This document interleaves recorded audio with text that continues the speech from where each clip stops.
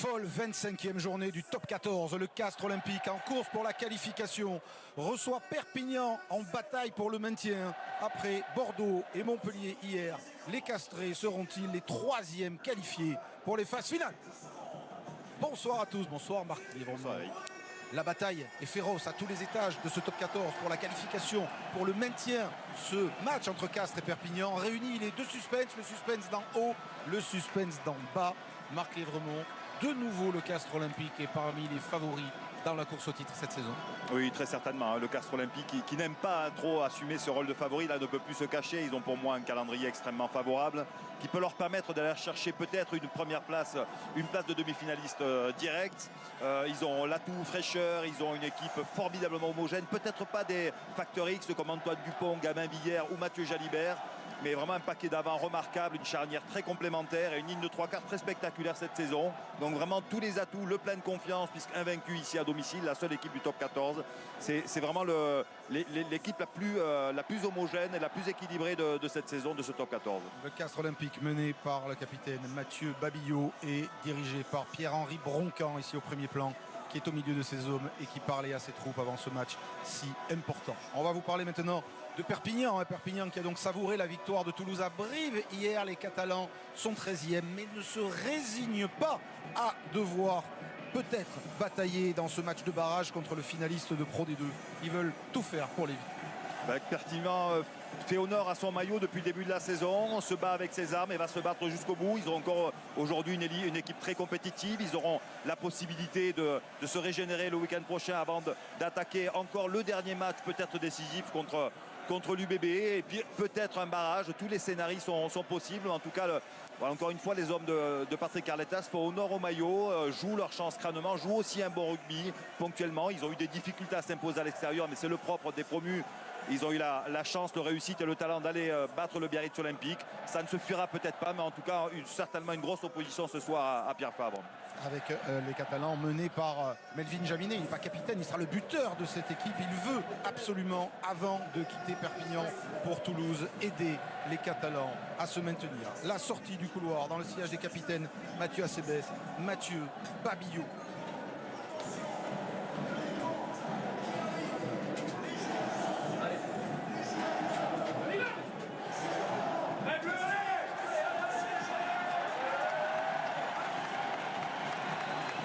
Bordeaux et Montpellier ont assuré mathématiquement hier leur qualification.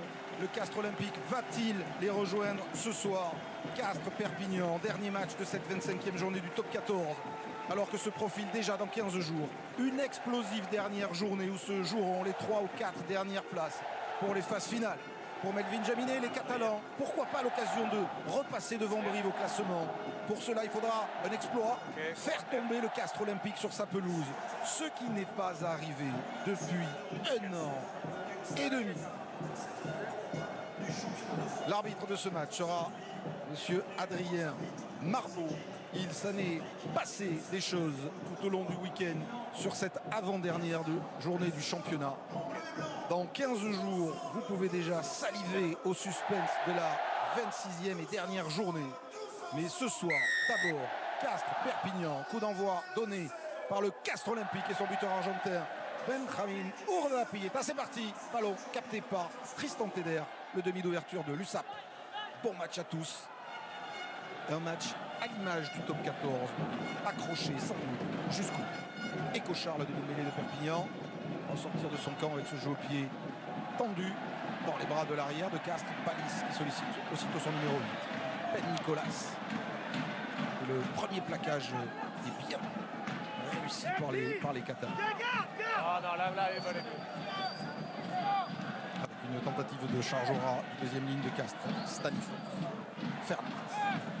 Pour Dapieta, le coup d'œil et la première quille du match. Dessous, il y aura le Fidjien Botito à la lutte avec Jaminet. Et première intervention impeccable. Il s'est fait mal.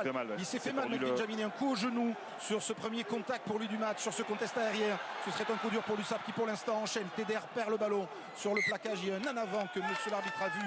Mais surtout cette image. Melvin Jaminet au sol, touché sur cette première action. Les soigneurs de l'USAP tout de suite à son chevet. J'espère que ça n'est qu'un coup parce que c'est quand même inquiétant. Il a l'air de souffrir. Alors, Ouais, c'est à la retombée, hein. C'est un mauvais appui, c'est très certainement C'est plus une inquiétant. entorse et il y a de fortes chances que le match de Melvin Jaminet s'arrête là. Coup dur pour l'USAP.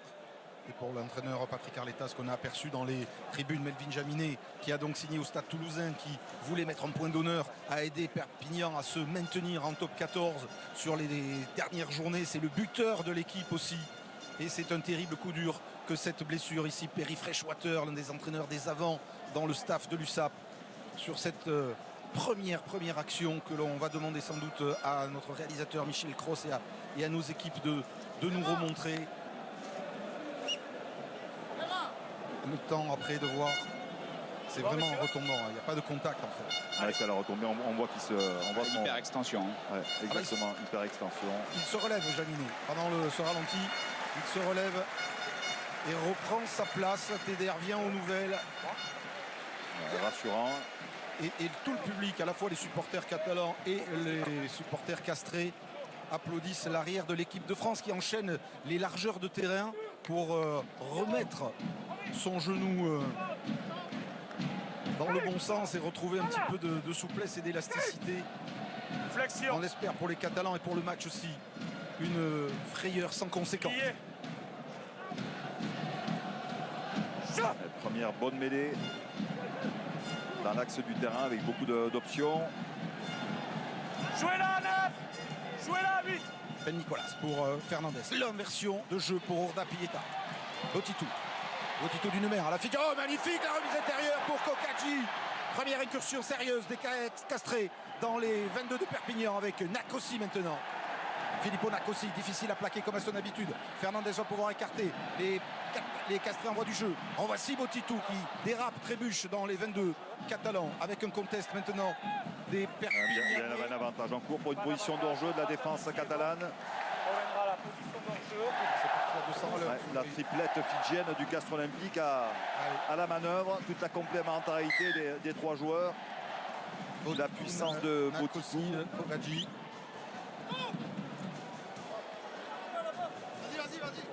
Les Castrés toujours aussi pragmatiques, ils prennent les points.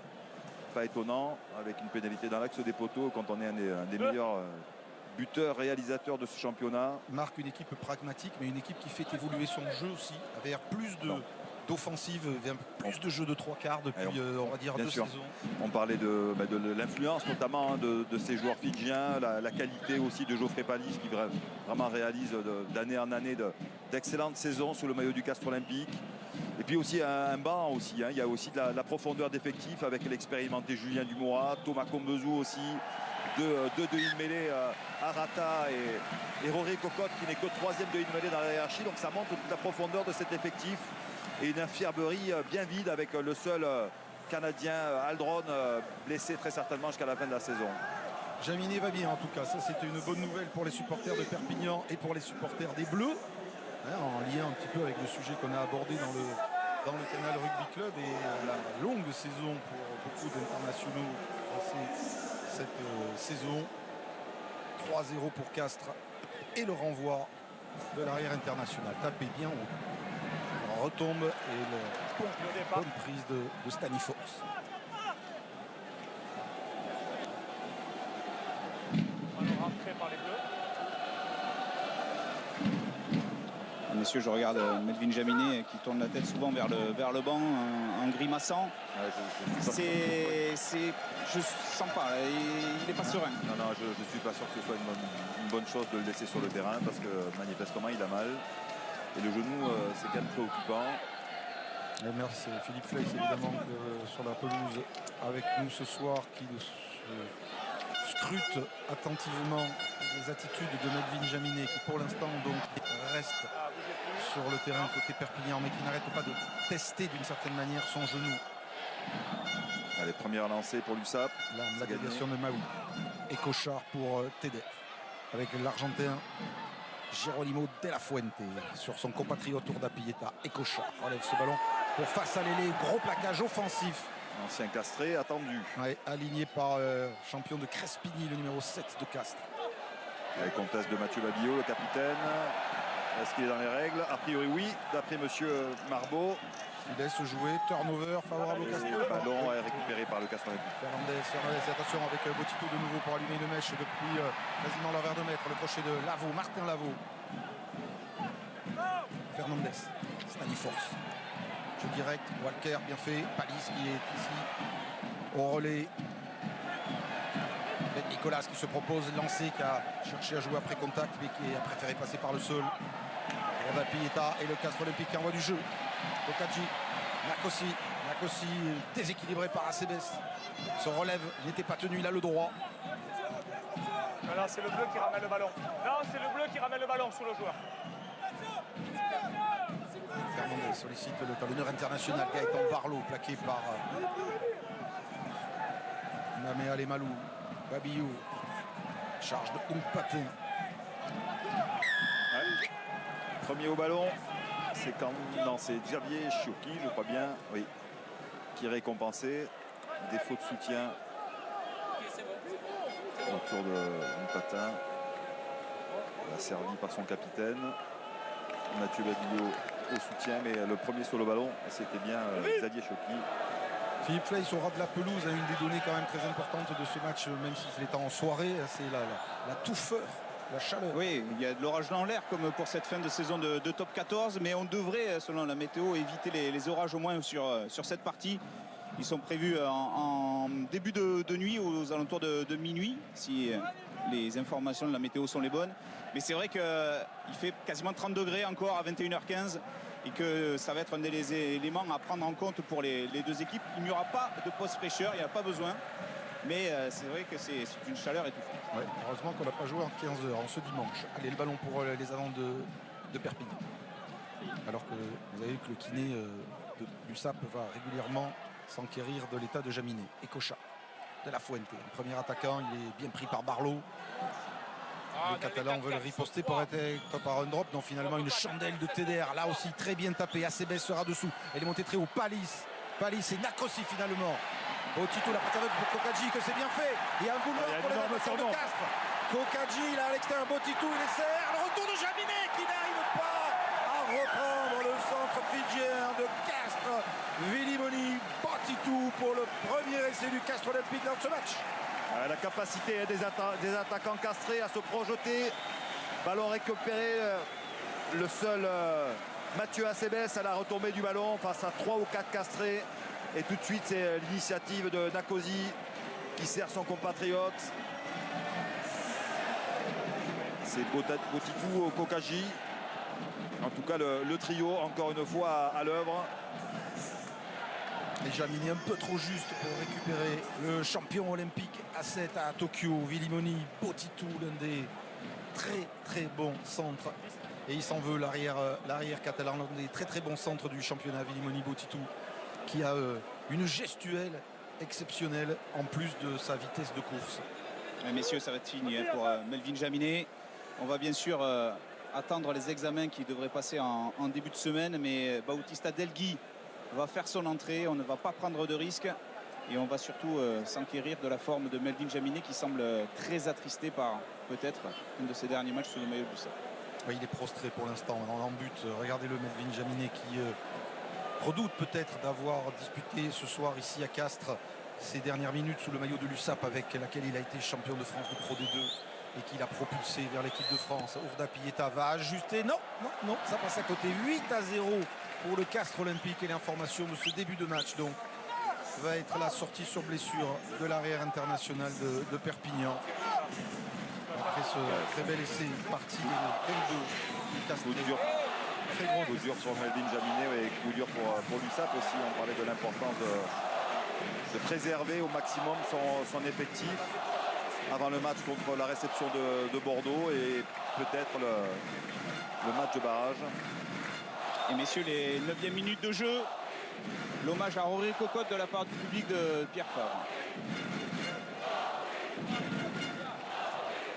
Oui, bel hommage, 9e minute pour Cocotte qui est dans les tribunes, qui était, ça fait l'échauffement, mais qui n'est pas sur la feuille de match ce soir. Et évidemment, cette banderole des supporters du Castres Olympique pour celui qui avait été si brillant lors des 2 titres du Castres Olympique. David Marty dépité de voir sortir son arrière, son buteur. Mettez-vous en place. Non, non, allez-y, Et mettez-vous en place. tout le désarroi, toute la tristesse de Jaminet touché au genou gauche. C'est dans 15 jours la dernière journée lors de laquelle Perpignan recevra Bordeaux. Si la blessure n'est pas trop sérieuse, peut-être sera-t-il remis. Vous avez aperçu Cocotte dans les coursives du stade Pierre Fabre. Flexion. Billet. Jeu.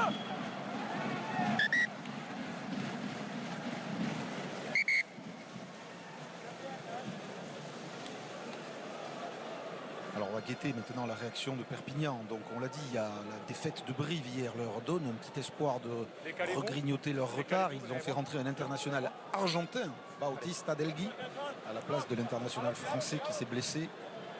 Il y a des arguments offensifs Allez-y, monsieur. pour une équipe de Perpignan qui a quand même gagné 8 matchs cette saison, comme Brive, mais un petit peu moins de bonus, ce qui explique les 3 points de retard au classement des Catalans sur les Brivistes.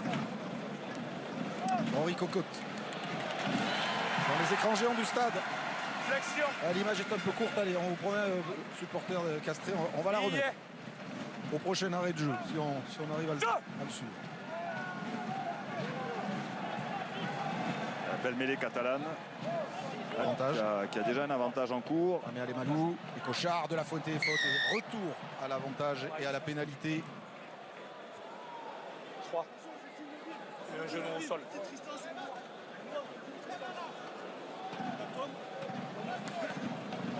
Alors la logique voudrait ici Geronimo de la Fuente, l'autre international argentin maintenant de cette équipe de Perpignan, qui reste sur une victoire en championnat contre Brive justement, mais qui depuis le début de la saison n'a pas réussi à enchaîner 2 victoires consécutives. En l'absence après la sortie de Jaminet, le buteur de l'USAP, c'est Tristan Teder, sud-africain, passé par Stade Toulousain, par Bayonne, par Béziers. Et qui était le buteur de cette équipe lorsque Jaminet était avec les Bleus tout au long de la saison. Cette première tentative est importante pour le moral des Catalans ce soir dans ce match.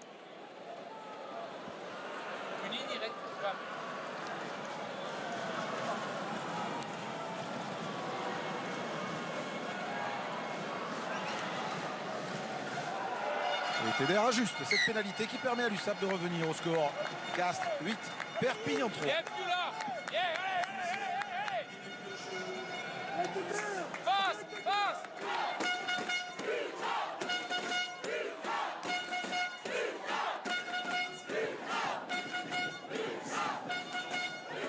À une belle mobilisation des supporters de l'USAP qui ont fait le déplacement ce dimanche soir. Et voilà, le soin sur le genou de Jaminet. Avec un petit peu de chance, il sera présent dans 15 jours pour la réception de Bordeaux-Aigle, alors que Dougie Valou, ici sous la pression de Lavaux et des Castrés, renvoie quand même capté, conservé, et Cochard peut servir Tchoki. Vous avez vu la réorganisation catalane, c'est Mathieu Acebes qui a pris le poste d'arrière et Delgui le poste de d'ailier. Acebes polyvalent, centre, ailier, arrière, petit dégagement de Tristan Teder. Ils le savaient les Catalans qu'ils allaient devoir laisser passer l'orage du début de match ici dans le stade Pierre Fabre, où les Castrés, on vous l'a dit, sont intouchables depuis 1 an et demi. 19 victoires, 1 match nul arraché cette année par l'Union Bordeaux-Bègles de leur ancien entraîneur Christophe Urios. Lancé de Barlow, attention au contre catalan, la preuve ici avec ce ballon dévié et récupéré par l'USAP sur le lancer du talonneur international de Castres.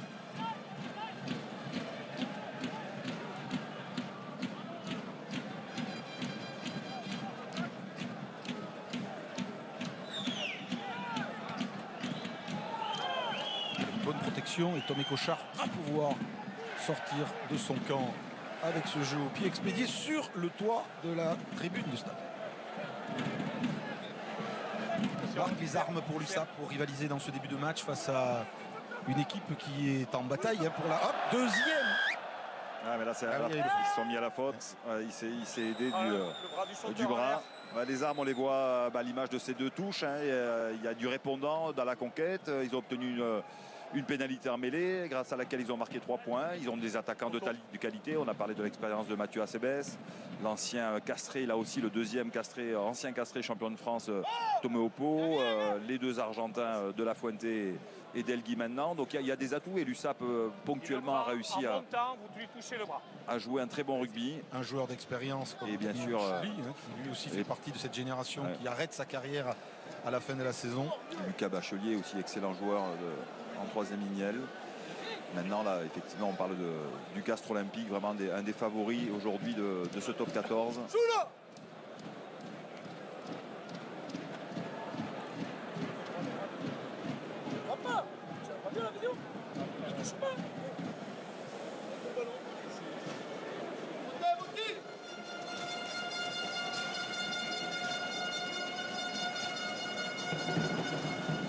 Urda Pieta, ça passe. Un échec mais pas deux chez Urda Pieta. 11-3 pour le Castres Olympique. En compagnie de David Darry Carrère pour analyser ce premier quart d'heure. Vous avez pris le score.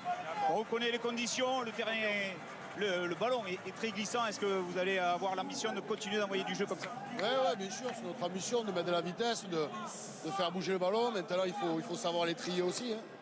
Trier les bons ballons, mieux sortir de notre camp et être un peu plus propre en conquête. Je pense que c'est la clé. Merci David. Un bon bouchon là, de Guy Valou qui a fait relâcher le ballon au Castré. Mais Fernandez s'en sort bien. S'en sort même très bien. Les Castrés qui se sont fait secouer à 2 reprises là, sur les 2 dernières réceptions de coups d'envoi. Il y a eu un en avant de Martin Lavaux tout à l'heure. Et puis là un gros plaquage d'un Catalan. Même si le ballon est rendu. Ouais, c'était du Guy Valou qui s'était exprimé sur ce gros tampon. Donc il y a du répondant côté catalan. Allez, une minute cocotte.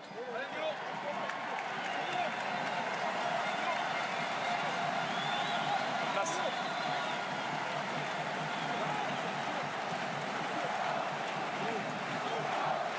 Bon. Allez.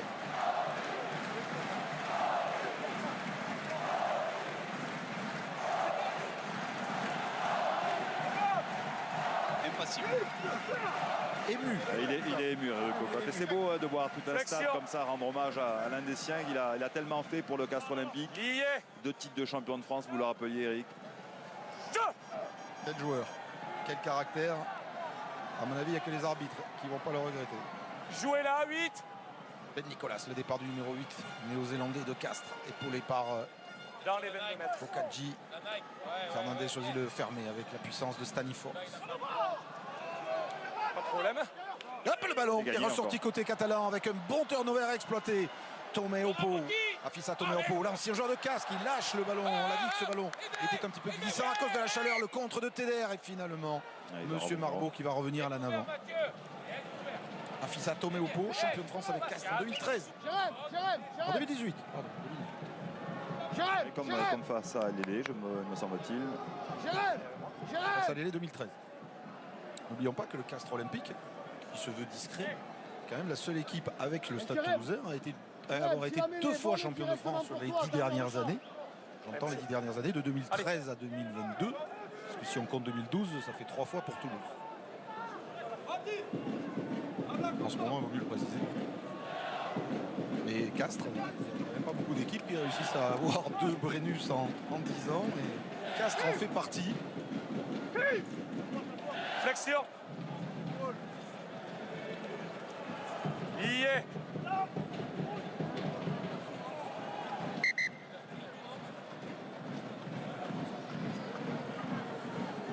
Allez. C'est Jérémy Fernandez, c'est le Allez. demi-de-mêlée du Castres Olympique, enfin l'un des demi-de-mêlée. En tout cas, il a fait partie avec Arata de ceux qui ont poussé Cocotte en tribune, formé au club. Il vient de fêter ses 25 ans et il fait une énorme saison. Il a évidemment grandi, poussé dans ce club en admirant qui Henri Cocotte, pas le choix, et c'était logique.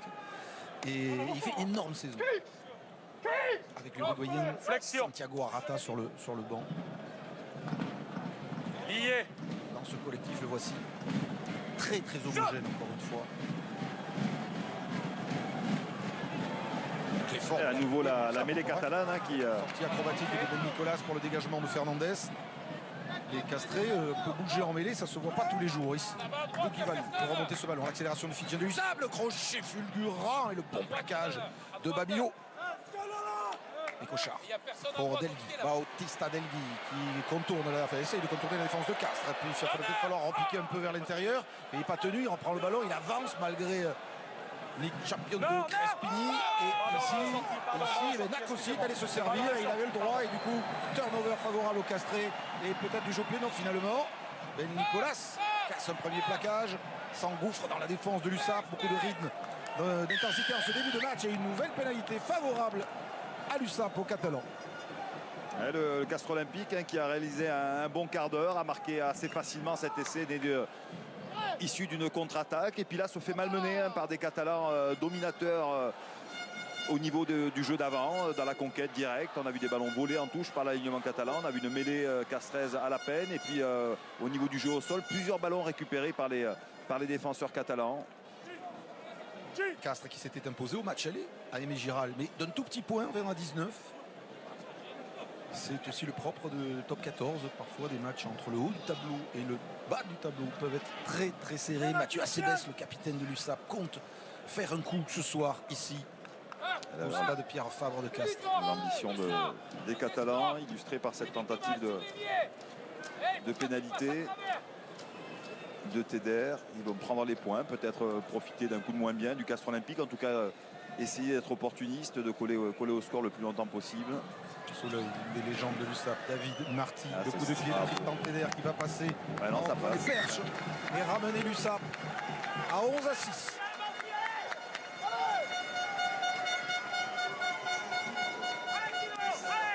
David Marty, surnommé Zaza, champion de France avec l'USAP en 2010 et centre de l'équipe de France. L'homme d'un seul club. Qui avait marqué un essai en finale. Pardon Philippe? L'homme d'un seul club. L'un des hommes d'un seul club. Mais oui, il y a quelques joueurs dans ce championnat qui ont fait toute leur carrière dans le même club. La bonne réception de Teder.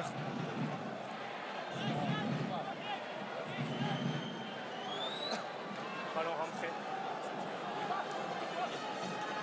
Vous avez entendu l'arbitre, le ballon était rentré dans les 22, donc les Catalans ne vont pas pouvoir le sortir directement en touche. Et Cochard le laisse dans l'air de jeu. Il atterrit dans les bras de Geoffrey Palis.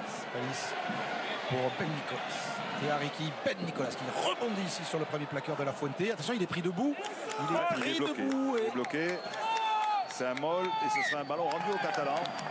Il y a une action qui confirme mes propos d'il y a quelques minutes, à savoir la bonne organisation catalane qui fait déjouer pour l'instant les Castrés, un petit peu endormis après ce bon début de match. Après, Castres est une équipe qui a très bien géré l'ensemble de sa saison, qui sait aussi très bien gérer ses matchs, accélérer quand il le faut, très pragmatique et puis qui a rajouté en plus cette efficacité avec ses trois quarts, la qualité de ses trois quarts. Patrick Arletaz, le coach de l'USAP, qui est en tribune. C'est pas dans ses habitudes, mais il est suspendu pour un match. On ira le voir d'ici quelques minutes pour avoir son analyse, puisqu'il est hors de portée du micro de Philippe Fleix. Xavier Tchouki, figure du championnat, passé par Toulon, par Lyon, qui avait rejoint l'USAP comme joker médical au mois de décembre dernier. Il est touché. L'infirmerie s'est un petit peu vidée aussi du côté de l'USAP, qui attend peut-être pour dans 15 jours le retour de l'expérimenté Mike Tadger. Prise du temps pour l'improductif. Et allez en place. L'infirmerie qui a malheureusement rejoint ce soir. Donc Melvin Jaminet, blessé au genou sur son premier ballon.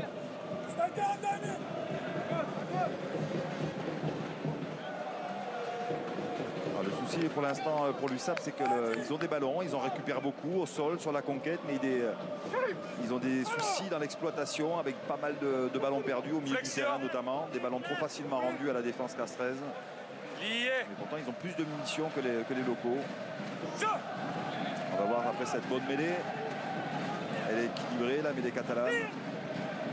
Cochard pour Teder. La course de Tristan Teder. L'accélération du Sud-Africain, repris par le plaquage. C'était une mêlée spontanée, il n'a pas le droit de la pénalité. Potitou pénalisé. Joué rapidement par Tomé Cochard, le demi-mêlée de l'USAP qui revient dans les Il y a un 22. avantage, il n'était pas à 10 mètres les défenseurs castrés. Tomé Opo pour relever ce ballon, pour servir son deuxième ligne, le Moldave Mahu. Et ce Marbeau Chez vous 12, chez vous. va revenir à la première pénalité en faveur de Perpignan. Qui dans un... Vous n'êtes pas à 10. Qui dans un Le temps ruck est fort. formé. Le joueur met les mains. Ah, les Castrés parviennent pas à sortir de leur camp. Ils ont subi sur les 10 premières minutes, ils ont encaissé cet essai de Botitou et depuis ils font clairement jeu égal Photo. avec le troisième du championnat. Là, ils prennent des points à nouveau, hein. Un bord de touche. Tristan Teder inspiré et en confiance après ces deux premières pénalités réussies.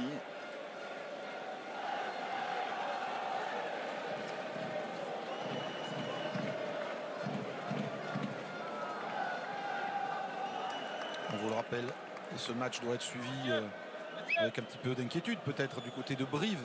On va en profiter pour saluer Saïd Iresh qui s'est sérieusement blessé hier lors du match contre Toulouse, fracture du péroné. Il va être opéré, le troisième ligne capitaine emblématique du CA Brive.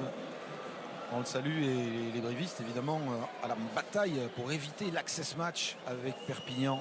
Vont suivre de très très près cette rencontre ce soir.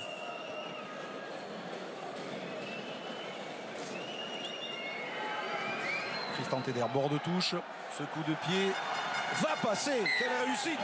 Il ne devait pas buter, sous l'œil des deux présidents, à droite tout sourire évidemment celui de Perpignan, François Rivière à gauche, Pierre-Yves Revol, le Castré, 11 pour Castres, 9 pour Perpignan et Teder qui supplée brillamment pour l'instant Melvin Jaminet.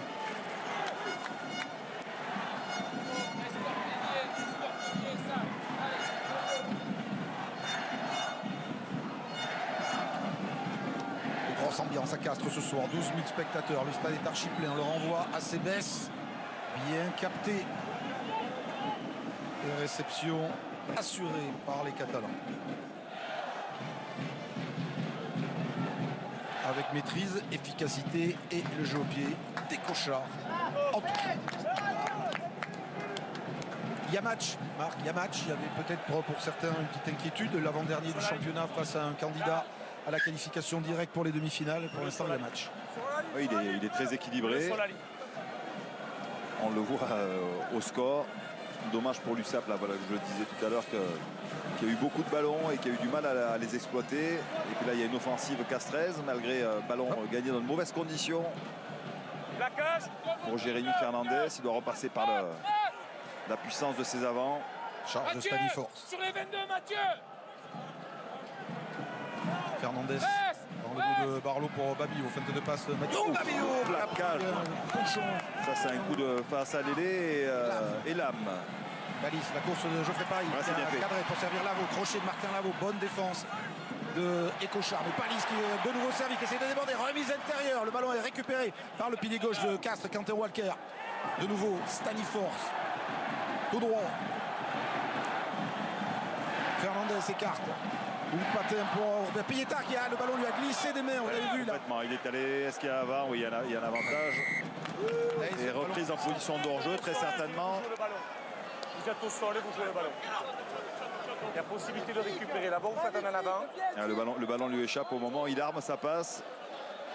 Benramin Ourda Pieta. On y va, allez-y, prenez le ballon. Là, il y a une offensive intéressante du côté du CO. Ils ont enfin trouvé de l'avancée. Ils ont eu un ballon hélas pour eux. Teder. Ah, il va pas trouver la touche. Relayé par Nac aussi. Petite erreur technique qui va profiter au Castré avec cette chandelle de Palis. Où il y a beaucoup de monde dessous. Il y a beaucoup de monde, du coup il y a il y avait une collision. Et c'est Acebes qui grille basse, touche au genou. Et Palis aussi. Mathieu! A priori, duel loyal. Il y en a avant d'abord. Il y en a avant d'abord. Il y en a avant d'abord.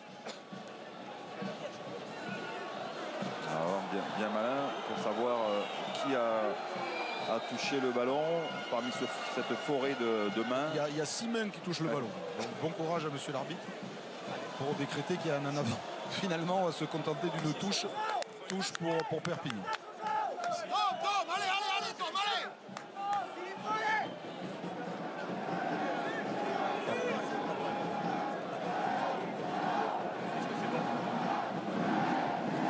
Berry Freshwater, ancien pilier de l'USAP, désormais coach.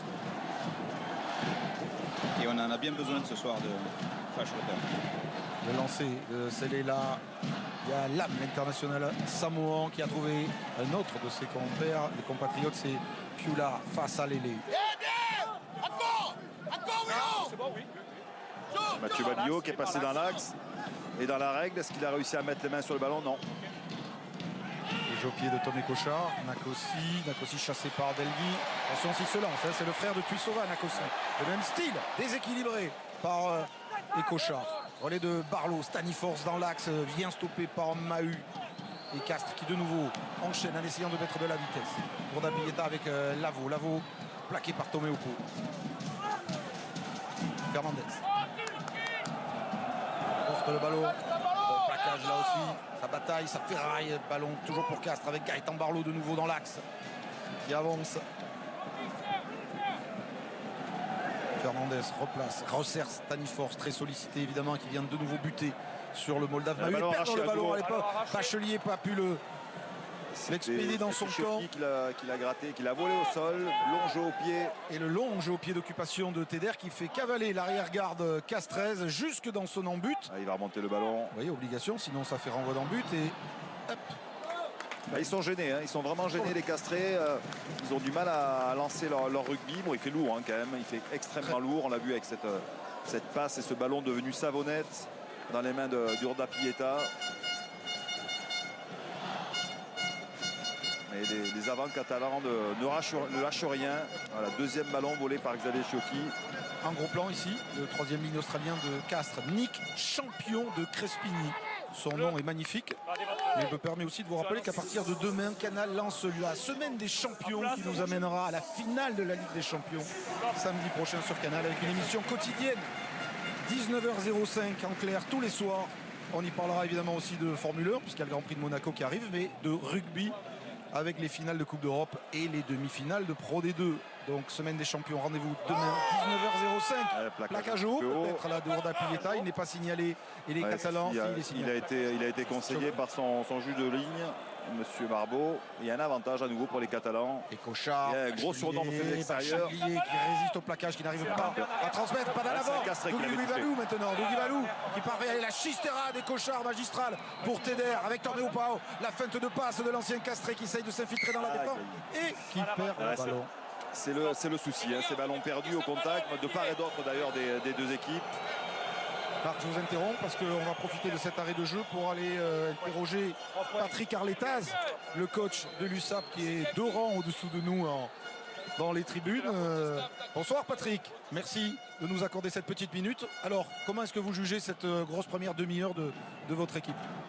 Ouais, c'est assez haché comme jeu, dû à la qualité du ballon. Voilà, il y a beaucoup de fautes de main, c'est difficile d'enchaîner les temps de jeu. Les Castres ont fait une bonne entame, ils nous ont gagné sur les collisions, mis de la vitesse, ils ont marqué un essai assez logiquement. Et puis maintenant, on commence à rentrer dans le match sur les 1 contre 1. Voilà, il n'y a toujours pas de la qualité, je le redis, parce que les conditions sont difficiles, mais je crois qu'on est dominateur en mêlée et on recommence à se présenter sur les collisions. Donc voilà, il faut qu'on continue comme ça. Ça va être un match avec beaucoup de fautes jusqu'à la fin. Je vous embête 30 secondes parce que vous pouvez prendre l'avantage au score sur cette pénalité de Teder. Si vous voulez bien, on la suit ensemble. De toute manière, moi je vais la suivre. Hein. Oui, vous aussi, on ne lâche pas. Regardez, ça passe et Perpignan mène 12-11. Est-ce que vous vous attendiez à mener au score ici à Pierre Fabre après un peu plus d'une demi-heure de jeu? L'important c'est de mener à la fin. Non mais c'est bien, ça montre qu'on est sur le défi, on est re-rentré dedans parce qu'on était en manque sur les 10 premières minutes. Donc ça c'est chouette. Super, merci beaucoup Patrick. Allez, on va se concentrer sur le jeu. On vous retrouvera tout à l'heure en deuxième mi-temps. Et Perpignan mène ici à Castres 12-11 et Damien Chouli s'impose sur ce renvoi. Ensuite à Cébès. C'est une petite sensation, mais on savait, en ayant discuté avec Patrick Arletaz, avec certains Catalans, qu'ils étaient venus ici à Castres, en plus motivés par le résultat et la défaite de Brive hier, pour essayer de gratter un peu. Attention, Cochard a été contré pour essayer de grappiller des points et pourquoi pas de créer la sensation, l'une des sensations et peut-être même la sensation majeure de cette 25e journée. Bah, ils y sont en tout cas, à quelques minutes en tout cas de la première mi-temps. Ils sont dominateurs et ils sont passés devant au score grâce à la réussite de Tristan Teder, mais aussi du bon comportement de ses 14 autres coéquipiers depuis le début de la partie, malgré le tout début de match à l'avantage des Castrés. Bonne prise de balle ici de Bachelier qui relâche le ballon mais pas vers l'avant. Et donc du coup Mamé Alé-Malou peut refixer la défense de Castres. Et on va s'appliquer à sortir du camp par le jeu au pied de Tristan Teder. C'est fait, c'est propre, c'est efficace. Et un petit peu de soucis ici pour Pierre-Henri Broncan et Joe Worsley, son entraîneur de la défense, aux côtés dans les tribunes du stade Pierre Fabre. Car au classement, regardez pour l'instant, Brive et 13e, Perpignan passe devant en cas d'égalité entre les deux équipes. Ce sont les brivistes qui ont l'avantage. Mais pour l'instant, l'USAP échappe au fameux et terrible access match qui réussit si peu aux équipes du top 14. Pour rappel, dernière journée, Brive ira au Stade Français et Perpignan recevra Bordeaux. Là, complètement pas droit se lancer. Ça profite à nouveau aux Catalans. Mamé Alé-Malou, bon plaquage là de Kokadji et le pied de Teder pour renvoyer les Castrés encore une fois dans leur camp. Bien couvert par Martin Lavaux. Ils ont quand même un petit peu de déchets en conquête. Calme le jeu. Les Vous voyez, beaucoup de déchets en conquête. Hein, et indiscipliné aussi. Je crois que ça va être la 7e pénalité contre le Castres Olympique. 2 seulement contre les Catalans. Ça montre quelque part la domination, on peut le dire, à 5 minutes de cette fin de première mi-temps des hommes de Patrick Arletas. Teder va essayer de s'appuyer sur Acebes. Il va monter une quille, son capitaine. Elle est un peu profonde. Dessous, mais Palis va le devancer. Et Acebes au plaquage pour Fernandez. Maintenant, attention, Roda Pieta. On cafouille un peu côté Castré. Peut-être un en avant ici du numéro 10 de Castres. C'était derrière, mais un Catalan premier au ballon. Non, il est quand même conservé. Et que c'est difficile. Retourné par Bachelier. Staniforth. Les Catalans sont en train de pourrir la vie des Castrés dans cette première période. Billot lève les bras aussi, elle est un petit peu désemparée. Ouais, mais c'est des signes un peu, voilà, exactement d'impuissance, d'agacement. Et le bon jeu au pied dans ces cas-là, le long jeu au pied de Geoffrey Palis, capté par Delgui. Bautista, Delgui, crochet. Ah oui, la bonne défense. Il a attendu. Bautito, bonne défense. Il y a un bon déblayage aussi. Turnover, récupération, jeu au pied tout de suite. Il n'y a pas de troisième rideau. Le jeu au pied de Fernandez. Teder va accompagner ce ballon et maintenant il va falloir vite le dégager. Hop, hop, attention, attention Teder. Il est 1 contre 2, 1 contre 3. Le ballon lui échappe et Cochard qui revient un petit peu par miracle et qui préfère aplatir dans son embut, ce que l'on ne voit pas souvent. Il était en confiance, Tristan Teder, grâce à cette bonne première partie, mais là il s'est quelque peu grisé. Hein. Il a pris un risque quelque peu inconsidéré et ça risque de coûter cher à l'USAP. Une mêlée concédée à 5 mètres de leur en but à quelques minutes de cette deuxième mi-temps, même si pour l'instant l'USAP est dominateur, y compris dans ce secteur de jeu. Attention à la réaction du CO. Ça va être un temps fort, hein, cette mêlée. Et Arthur Joly a un genou au sol. Ouais, donc ça va faire respirer tout le monde en fait. Oui, mais pas au meilleur moment pour la mêlée catalane. Je reviens sur les propos de Patrick Arletas que j'adore par ailleurs, sur son terme de collision. Seriez-vous catalan? De cœur en tout cas. Et j'ai grandi et j'ai joué avec Patrick pendant quelques années. Et le terme de collision me dérange dans le rugby aujourd'hui. Il y a un vocabulaire adapté qui s'appelle mêlée spontanée, plaquage, des phases de contact aussi. Et collision, ça fait guerrier. Pédagogiquement, je trouve que c'est un petit peu dommage. Et c'est un des termes utilisés dans le nouveau rugby d'aujourd'hui. Je le regrette. C'est pas un mot bien choisi. Ouais, je suis tout à fait d'accord, mais les techniciens l'utilisent un peu trop. Le mot plaquage et contact est sans doute plus adapté. Allez, le dépit de Melvin Jaminet pour ne pas oublier que l'arrière catalan s'est blessé en tout début de match et que pour l'instant quand même, pour le consoler, il y a la performance de ses partenaires. Mais cette mêlée à 3 minutes de la fin de la première période pour le Castres Olympique tout près de l'embut de l'USAP. Coup franc, joué rapidement par Jérémy Fernandez, il va y aller tout seul. Il était attendu par Damien Chouli notamment. Un avantage, hein, il n'était pas replacer les défenseurs catalans. Stani force la percussion, il est stoppé. Les Catalans vont devoir mettre les barbelés parce que Castres est très fort dans ce style de jeu direct près de la ligne. Avec Wilfried Umpater. Ah, ils ont marqué beaucoup d'essais. Ah, il y a toujours ce satané ballon. Savonnette, mais il y avait un avantage avec une position d'hors-jeu des défenseurs catalans. Nakossi, le joue vite, il va y aller tout seul. Non, finalement, il a attendu. C'est l'âme, c'est le talonneur. Et il a perdu son ballon. Et qu'il a lui fait lâcher le ballon. Ah, ils font leur match. Hein. Quelle occasion. Lame face à Lélé, Mahut, Bachelier. Et il était dans la règle et il stoppe le puissant Nakossi. Et une nouvelle opportunité ratée pour les Castrés. Un peu de précipitation. Filippo Nakossi, un des meilleurs marqueurs d'essai de Castres. Sa puissance lui permet de faire la différence. Il se sentait inarrêtable si près de la ligne. Mais la défense catalane l'a renvoyé. Et David Darry-Carrère se gratte la barbichette. Castres ne trouve pas pour l'instant la solution. Et Pierre-Henri Broncan, Joe Vorset vont y réfléchir. Il y a le public du stade Pierre Fabre vraiment très enthousiaste. Ils ont été à l'arrivée des joueurs sur le terrain. Il y a eu vraiment une ovation et une haie d'honneur un peu à la toulounaise. Ça se fait un peu partout aujourd'hui sur les terrains du top 14. Et puis là, malgré cette mi-temps un petit peu médiocre, on va dire, hein, des hommes de Broncan, ils sont vraiment vent debout derrière leur équipe. On revoit la défense du talonneur là, mais il y a une ambiance de chaudron dans ce stade de Pierre Fabre qui est très fermé, qui est petit, qui est serré. Et puis les Catalans ne sont pas en reste, ils sont venus nombreux aussi. Il est en position d'enjeu, n'est jamais en jeu. D'accord, donc ça sera le carton jaune contre Bontour 2. Ça c'est une mauvaise nouvelle. On n'avait pas entendu. Vous êtes en position d'enjeu, vous ne pouvez pas intervenir sur l'action. Je l'avais vu derrière dans son embut, mais ça n'a pas été la décision, l'interprétation de M. Barbeau, et il faut la respecter bien sûr. C'est un coup dur quand même pour l'USAP.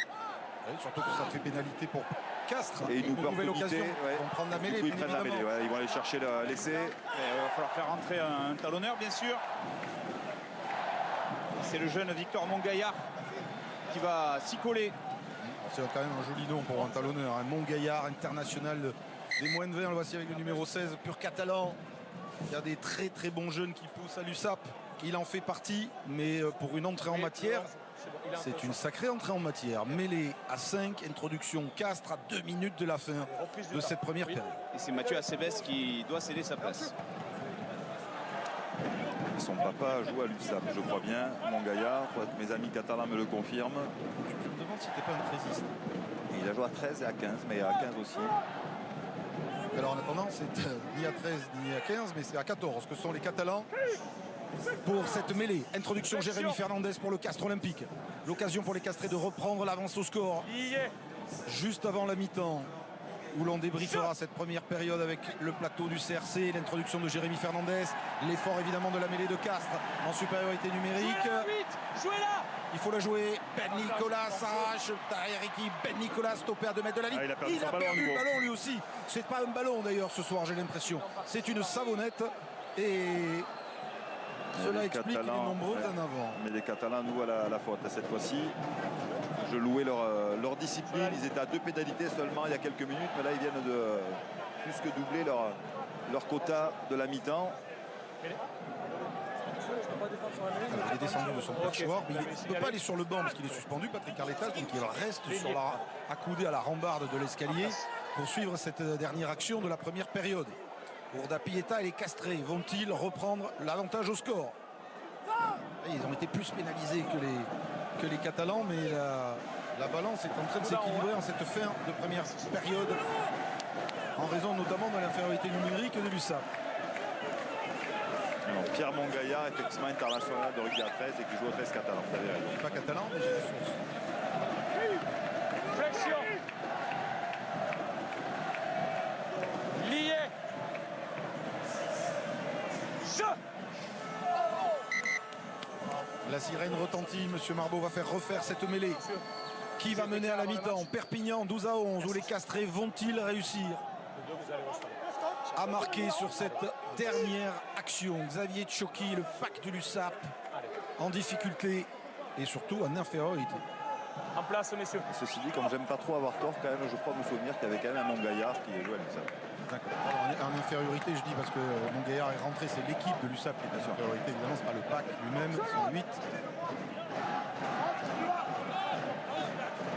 27e journée, il faut bien savoir compter. Flexion. Lié. Jeu. Et la nouvelle épreuve de force du pack Castres et la résistance des Catalans. Cette mêlée qui tourne, avantage en cours, signale l'arbitre. Fernandez va pouvoir jouer ce que l'on appelle dans le jargon un ballon gratuit qui l'expédie vers Filippo Nakosi qui va essayer de se lancer, non finalement servi Roda Pieta. La petite passe extérieure du pied, le rebond, attention le rebond, et hop, Delgui qui le pousse volontairement en ballon mort, il n'a pas le droit. Stop. Et Monsieur Marbeau va se pencher sur le sujet. Stop. Vous n'avez pas le droit d'expédier volontairement en ballon en touche de la main ou en ballon mort de la main. Ça va être une histoire d'interprétation. Est-ce qu'il a voulu jouer le ballon et pas pu s'en saisir, ou est-ce qu'il a volayé volontairement, auquel cas ce serait certainement un essai de pénalité et un carton jaune. Ouais, on va regarder l'action du rouge dans l'embut, s'il vous plaît. Ok, donc on regarde l'action du 22 rouge qui enverrait le ballon délibérément potentiellement à la main. Est-ce qu'il On envoie regarde ça. le ballon délibérément en dehors du terrain? Il est battu, il touche le ballon volontairement, il le doit faire qui avec le empêche- ballon mort qui empêche et le il ballon. empêche le bleu Le bleu, donc, de potentiellement vainqueur. La décision, ça sera carton jaune contre le 22 et essai de pénalité. Je suis d'accord avec toi. Il a eu ce satané Adrien. ballon ovale, alors que Gilet aussi. Ok, le 22. coup de pied de Roda Pieta paraissait sans danger. Un rebond qui revient dans les, du côté castré. 22, s'il vous plaît, monsieur. Vous projetez le ballon en dehors du terrain, ça empêche un bleu d'attraper la balle et de marquer. Donc c'est carton jaune et essai de pénalité. Si. Ah, et le deuxième carton pour l'USAP. Il fait mal, il fait très mal celui-ci, d'autant qu'il est accompagné d'un essai de pénalité qui permet au Castres Olympique de passer et de virer en tête à la mi-temps. 18-12, récompensant cette fin de première période des coéquipiers de Mathieu Babillot sur la ligne de l'USAP qui a valeureusement bataillé mais a dû céder. Philippe. Avec Vendramino Dapileta, Vendramino, on n'a pas vraiment reconnu le visage de votre équipe de Castres dans cette première période. Là, c'est dû à quoi? Ce ballon glissant où vous êtes en train de vous précipiter? Oui, les ballons, c'est un peu glissant, mais c'est pas une excuse. Après, chaque fois qu'on marque des points, et les coups d'envoi, on ne sont pas bien dans notre terrain et ça nous cause problème. Donc il faut rectifier ça pour la deuxième mi-temps. Merci. Et on enchaîne avec Damien Chouli.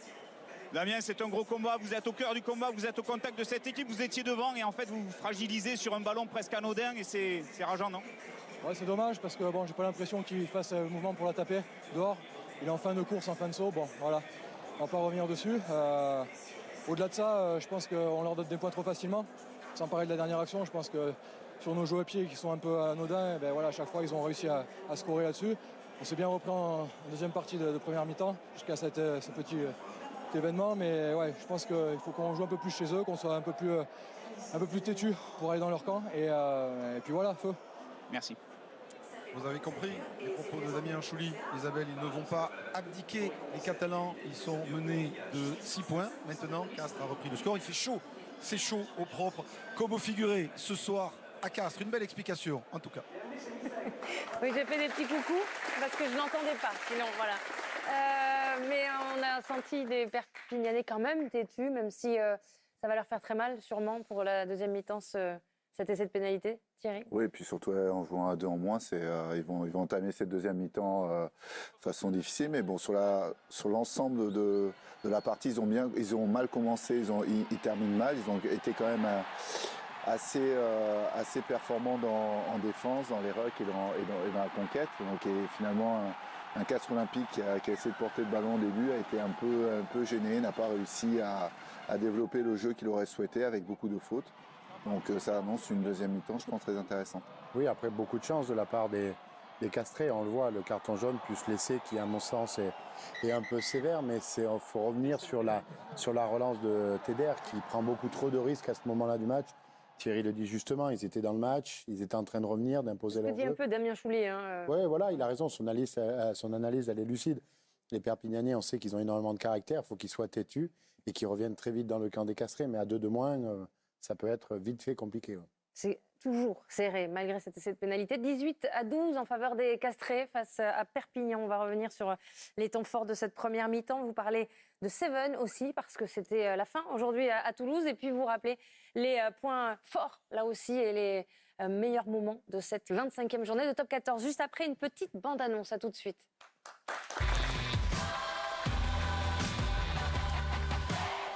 Avec Andros, partageons ensemble l'esprit du rugby. Votre programme rugby avec Land Rover, voiture hybride rechargeable du Top 14. Il y a des gestes qui changent tout. Votre match revient avec GMF, partenaire majeur du Top 14. Ton match revient avec BetClick. Ça vous étonne pas le nombre de missions démentielles qu'on a vécues? On a fait ce que plein de gens diraient. Eh, c'est impossible un truc pareil. C'est qui, lui? C'est mon frère. Quels que soient ses projets, ça ne regarde que moi. C'est l'ombre de ton frère qui a fait de toi ce que tu es. Si tu remues le passé, Dom, tu vas pas aimer ce que tu vas trouver. Votre film box-office, Fast and Furious 9, mercredi à 21h, seulement sur Canal+. Ne manquez pas votre moment cinéma avec la gamme bio de Carte Noire. Carte Noire, intensément vivant. Ici, la Formule 1 a toujours été une histoire à part. Le soleil, le rocher, les yachts et les paillettes.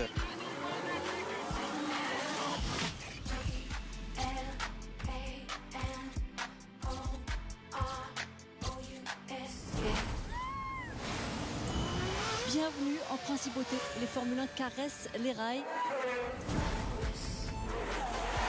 Les stars, les plus belles voitures. La Ferrari face à la Red Bull. Glamorous, c'est exactement ça. Un week-end de F1 sur le rocher. Grand Prix de Monaco, dimanche à 15h en direct, seulement sur Canal+. Ce programme vous est présenté par Nouvelle Renault Mégane E-Tech 100% électrique et Unibet. Votre programme rugby avec Land Rover, voiture hybride rechargeable du Top 14. Il y a des gestes qui changent tout. Votre match revient avec GMF, partenaire majeur du Top 14. Rebascule dans ton match avec BetClick. Avec Andros, partageons ensemble l'esprit du rugby.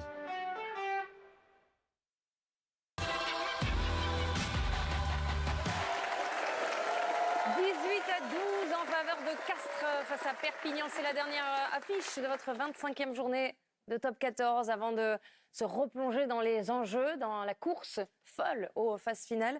On va parler de Seven, je le disais, c'était l'étape française et c'était à Toulouse et les Bleus, les garçons, ont terminé 3e médaille de bronze. Oui, meilleure performance de la saison pour l'équipe de France A7 qui s'est inclinée en début d'après-midi en demi-finale, mais dans la finale pour la médaille de bronze, eh bien, les Bleus se sont imposés face aux Samoa 17-12. Il a fallu aller en prolongation pour avoir cette victoire de l'équipe de France. On va voir, là on voit l'essai de Jordan Sefo et on va voir l'essai de la victoire conclu par Jonathan Logel. On l'a dit, c'est la meilleure performance pour cette équipe de France qui signe là donc une médaille de bronze. On notera que les filles ont terminé 5e de cette étape toulousaine mais terminent 2e du circuit mondial à l'issue de cette saison. Ces deux équipes qui seront présentes aux Jeux Olympiques de Paris en 2024 et qui ont cet objectif dans le viseur. Et ça marche bien, on est content. Pour eux, pour la France, on va revenir au top 14, la 25e journée, la course aux demi-finales. On va se projeter parce que hier, on l'apprenait, 2 clubs, le leader et son dauphin, se sont qualifiés officiellement pour la phase finale de ce top 14, Montpellier-Bordeaux. Mais les demi-finales, elles intéressent aussi beaucoup La Rochelle et Castres qui est en train de mener face à Perpignan. Oui, les classements actualisés, donc si on en restait là, eh bien, on verrait que les Castrés seraient toujours dans la course, tout comme les Rochelais, pour une place directe en demi-finale. Mais c'est vrai que les informations du week-end, Isabelle, c'est que Montpellier et Bordeaux sont les 2 premiers clubs qualifiés pour cette phase finale du top 14. On va rappeler que Montpellier s'est imposé hier après-midi face au Racing sur le score de 22-13 avec un seul essai côté montpelliérain. Il a été conclu par Anthony Boutier. Cédric, on ne vous a pas entendu sur cette équipe qui a validé un billet mérité au vu de la saison régulière. Au vu de la saison régulière, il n'y a rien à dire sur la qualification de Montpellier, qui a eu un petit trou d'air, mais qui est en train de se reprendre. Ce remis de mouvement qu'ils affectionnent est en train de nouveau de se mettre en place. Ça va être une équipe qui va pouvoir prétendre au titre de champion de France, mais un sérieux candidat, oui. Première victoire en 4 matchs, c'est ce que vous disiez. Il y avait un petit trou d'air de 3 défaites, toutes compétitions confondues. C'est donc qualification pour Montpellier, qualification pour Bordeaux aussi, qui s'est amusé, qui a déroulé hier face à Lyon. Oui, victoire 42-10 pour les joueurs de Christophe Urios, avec le retour de Mathieu Jalibert. On en a beaucoup parlé dans le Canal Rugby Club hier. Le doublé pour Mathieu Jalibert et pour l'UBB, qui s'impose avec le point de bonus offensif. Alors, Christophe Urios n'en était pas persuadé, mais on peut l'affirmer, Bordeaux est bien qualifié au minimum pour les barrages, mais aussi peut entrevoir une qualif directe sur les demi-finales. Les Bordelais qui sont rassurés à domicile parce qu'ils étaient en difficulté dans leur stade. Ils ont signé hier une première victoire en 5 matchs de top 14 à domicile. Donc c'est une bonne nouvelle pour le club de Bordeaux. Après, si je peux me permettre, c'est retenir la déclaration d'Urios après le match. C'est d'aller gagner à tout prix à Perpignan parce qu'il trouve que ça serait mérité pour son équipe d'être qualifié directement en demi-finale. Donc le dernier match à Perpignan compte énormément pour les Perpignanais, mais aussi pour les Bordelais. Il y a d'autres équipes qui aimeraient bien filer directement à Nice en demi-finale. C'est le cas de La Rochelle. On vous le disait tout à l'heure, il ne manque plus qu'un point aux Rochelais pour valider la qualification. Ils peuvent rêver même plus haut grâce au bonus qu'ils ont décroché hier. Oui, l'équipe de La Rochelle qui recevait le Stade français dans cette rencontre. Ils sont sur les 2 tableaux. Thierry, c'est la seule équipe française qualifiée pour la finale de la Champions Cup. Et hier, ils ont vraiment fait le job parce que la mission 5 points a été remplie et c'est très important ce point de bonus. A été rempli, mais aussi donc ils peuvent être satisfaits du point de vue des points remportés, mais aussi de la gestion de l'équipe parce qu'il y a eu un turnover assez important et l'équipe dans son ensemble a répondu présent. Donc c'est une très bonne façon de préparer une finale de Coupe d'Europe. Pas mal de turnover, vous le disiez, pas mal de jeunes aussi qui ont permis à cette victoire bonifiée du Stade Rochelais. Écoutez, parmi eux, Pierre Boudéan qui s'est exprimé à l'issue de cette victoire. Franchement, c'était une énorme fin de match. Pour moi, c'était énorme. Pour l'équipe aussi, franchement, on en avait besoin pour la qualification en fin de saison.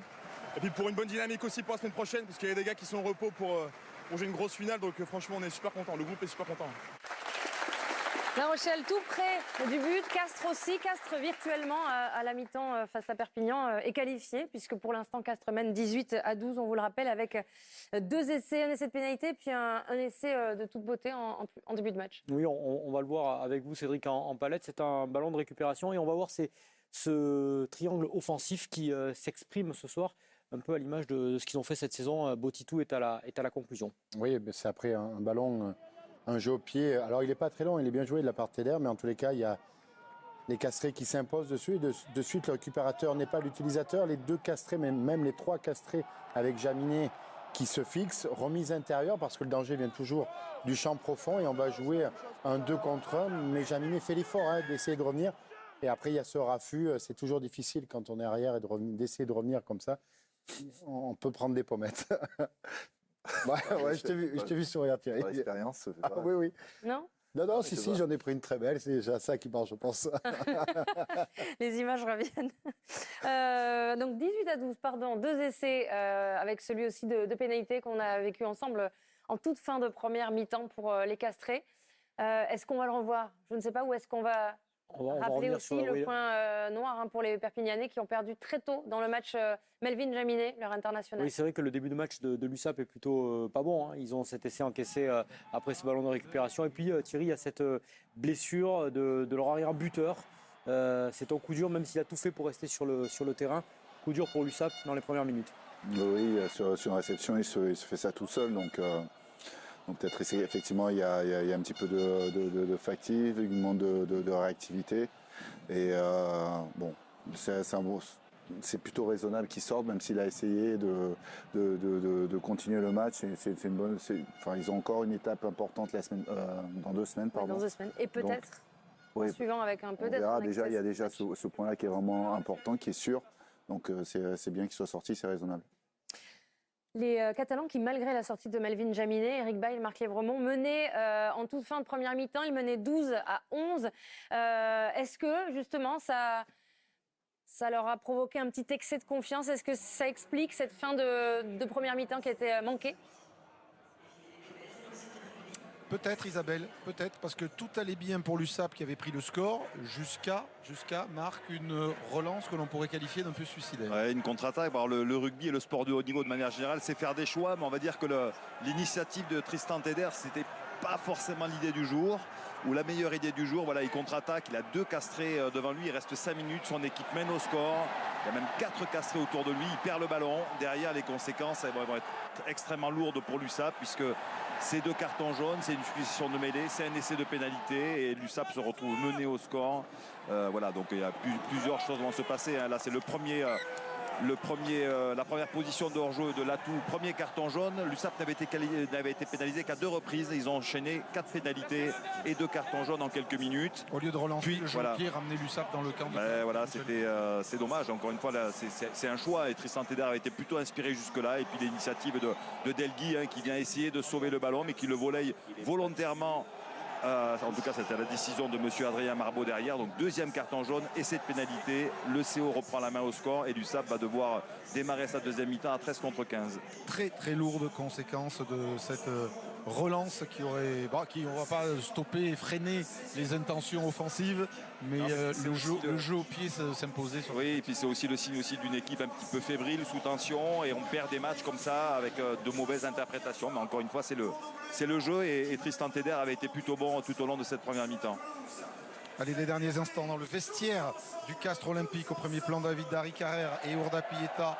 Babillot et les siens qui s'apprêtent à revenir sur la pelouse avec l'objectif d'aller, comme Bordeaux, comme Montpellier hier, valider leur qualification pour les phases finales. Pour cela, il leur faut gagner, s'imposer ce soir ici, face à Perpignan.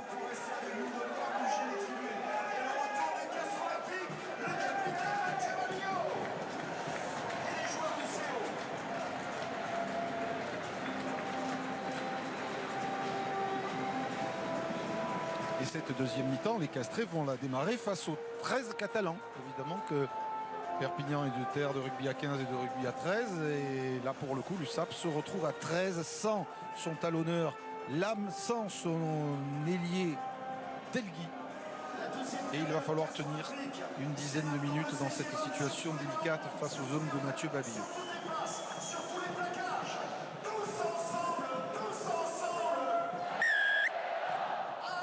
Le coup d'envoi de cette 2e période frappé par Tristan Teder. 18-12 pour le Castres Olympique. Et aussitôt le dégagement du demi-mêlée Jérémy Fernandez pour envoyer les Catalans dans leur camp. Beaucoup de pieds. Castres pour l'instant tient sa qualification. L'USAP va essayer d'aller grappiller. Pourquoi pas un point de bonus défensif? Pourquoi pas une victoire ici? Mais il va falloir tenir ces 7 minutes, 6 minutes 35 à 13 avant d'être à 14 face à 15 Castrés qui risquent d'être déchaînés. Il y a l'image ici de Geoffrey Palis qui récupère ce coup de pied. C'est bien joué de la part de l'arrière international de Castres. Barlow pour Staniforce. Les Castrés avaient réussi leur entame de première période. Ils vont sans doute essayer de réappuyer sur le champignon d'entrer en 2e mi-temps avec ici champion de Crespigny l'Australien. Fernandez avec Barlow qui se propose de lancer et du coup la passe est trop vive en avant. C'était pas pour lui, hein, Gaëtan Barlow. Fernandez qui avait choisi d'ouvrir vers son ouvreur et Barlow est venu forcer un petit peu sa décision. Arrêt du temps. Mahut qui reste au sol. Hop, attention les jambes. Il y a du lourd là quand même. L'image a été un peu fugitive parce que Michel Cross, notre réalisateur, s'attarde sur la blessure du 2e ligne, le Moldave Andrei Mahut. C'est drôle parce que Jean-François Imbernon derrière Gérard Chollet, c'était déjà le cas il y a 45 ans quand il gagnait le Grand Chelem en 77 au coéquipier autour de Jean-Pierre Rive, de Jean-Claude Scrella, de Bastia et tant d'autres. Et puis Paul Poussat bien sûr. C'est bon? De légende du rugby français. Gérard Chollet, ancien pilier, figure du Castres Olympique. Jean-François Imbernon, ancien 2e ligne, figure de Perpignan. Et cette bande de complices des grands Chélémars de 1977 qui avait donné naissance aux Barbarians français et qui manque évidemment pas une occasion lorsqu'ils peuvent se retrouver. Flexion. Deux personnages particulièrement attachants du rugby catalan. Paul Foustat et le grand François Imbernon. L'introduction de Écochard. Les Malou un peu en difficulté et du coup Castres récompensé par cette pénalité. 5e pénalité consécutive pour les Catalans. Attention à cette entame de deuxième mi-temps en infériorité numérique qui s'annonce peut-être comme le tournant de cette rencontre. Et on s'interroge du côté du CO. Les points, et c'est les points. Coup d'œil peut-être sur le classement, Marc. Le classement après les victoires hier de Montpellier et de Bordeaux. Castres joue sa qualification. Les Castrés avec une victoire non bonifiée seraient 3e, qualifiés avec une victoire bonifiée. Ils reviendraient à la hauteur de Bordeaux-Bègles pour se départager dans la course aux demi-finales directes qui auront lieu, on le rappelle, à Nice cette saison. Et que tout se jouera sur la 26e journée. Mais l'UBB resterait devant au classement puisque sur les deux matchs, ils étaient venus à chercher le match nul à Pierre Fabre. Benjamin Ordapieta, qui avait failli partir à l'USAP à l'intersaison dernière. Et finalement, il avait prolongé au Castres Olympique.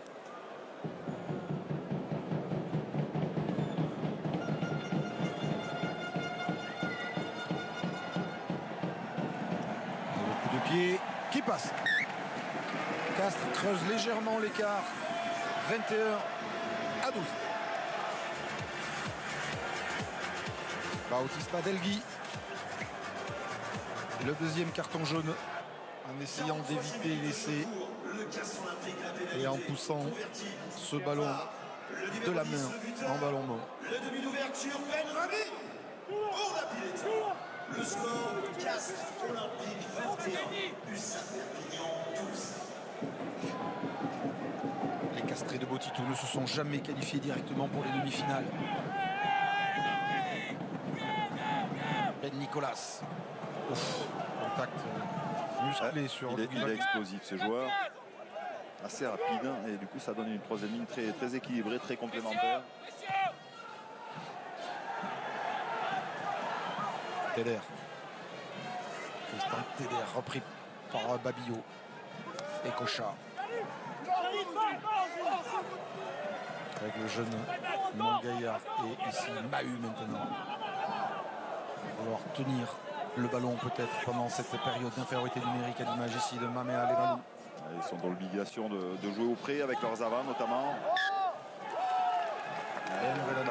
Il y a du monde, il y a du lourd et c'est compliqué. C'est longtemps de possession. Du jeu forcément à une passe avec les avants. Et là c'est le jeune Mongaillard qui commet en avant. Arrêt du temps. Bon, voilà la relance, la contre-attaque de Ben Nicolas.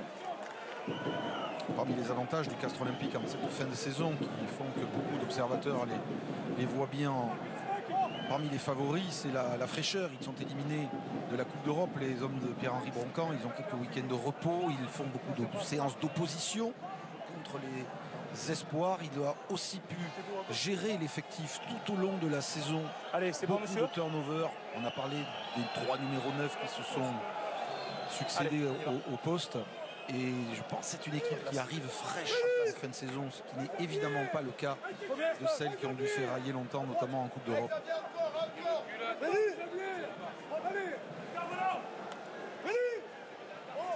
David Marty, Gérald Bastide sur le banc de l'USAP. L'introduction pour Jérémy Fernandez.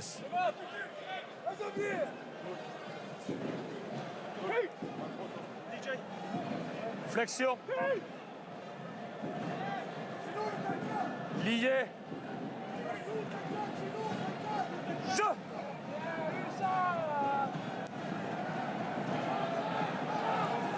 Jouez là, 8.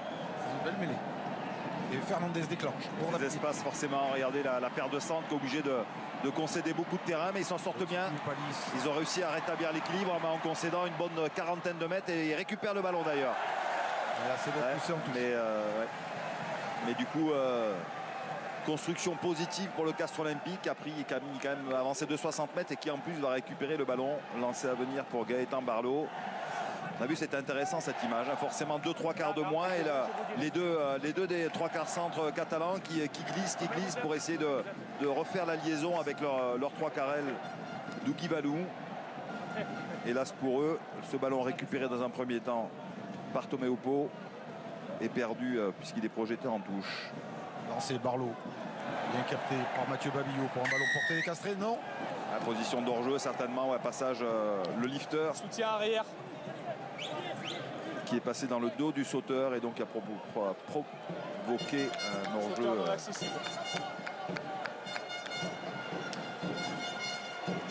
C'était net la position de Florent Vanderberg. Qui en faisant cette position gêne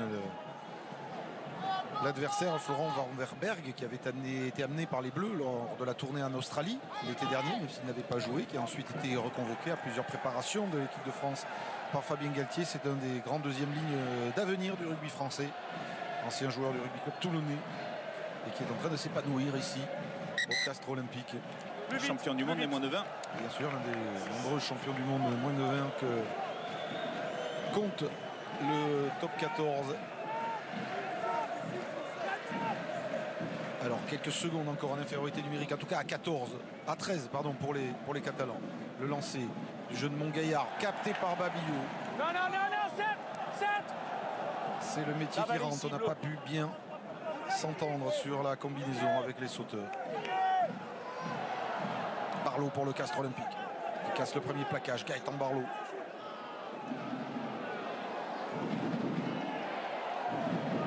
Fernandez pour des Castrés qui sont à un essai du bonus offensif. Les Cochards ne contrôlent pas ce ballon en avant sur le jeu au pied. Il a été récupéré par les Catalans en position d'hors-jeu à nouveau très certainement. Voilà. Et attention les fautes qui se cumulent. Les Catalans sous pression. Tout a changé depuis cette fin de première mi-temps. Alors on va voir en avant des Cochards et puis c'est face à Lélé qui spontanément récupère le ballon en position d'hors-jeu. Nouvelle pénalité et à nouveau la prise de décision très certainement du Castres Olympique d'aller peut-être ils vont commencer à penser au bonus offensif. Ouais. Philippe, que se passe-t-il sur le banc c'est le cas. Pour le premier des 2 cartons jaunes, Lam?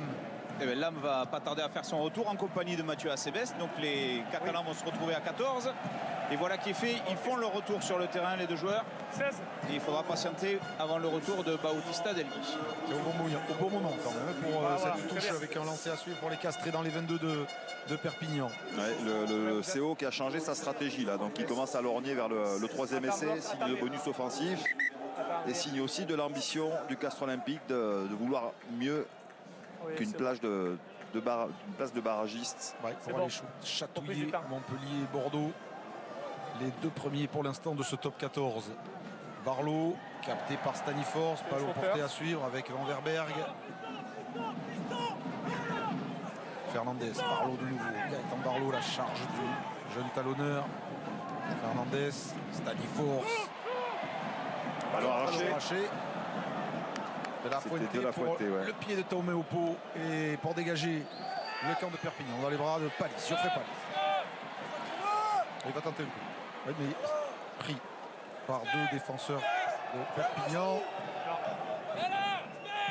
Staniforce de nouveau.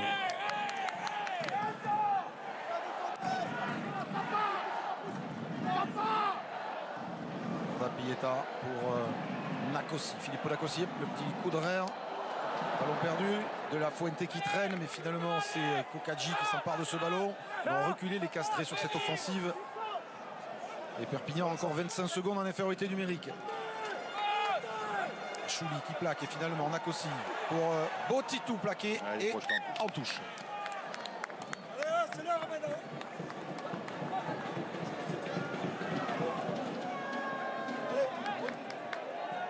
Castrés pour l'instant n'ont pas creusé un écart définitif malgré cette période de large infériorité numérique des Catalans. Et il n'y aura plus d'infériorité numérique puisque Delgui fait son entrée et que du côté castré, on s'apprête à faire rentrer 1, 4, 8, beaucoup de joueurs. Ah oui, du monde. Vague de changement 4, 8, avec 9, Loïc 14. Jacquet, de Benedettis, de Laporte, Arata et hein. Dumora.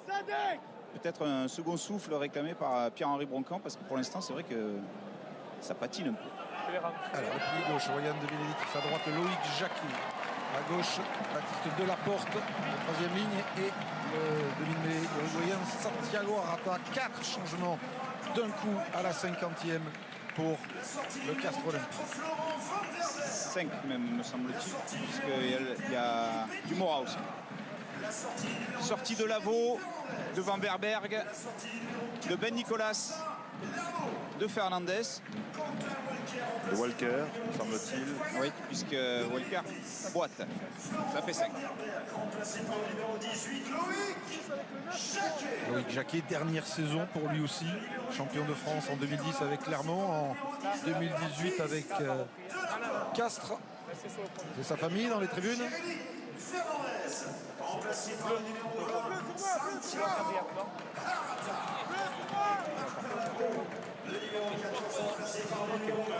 Reprise du temps.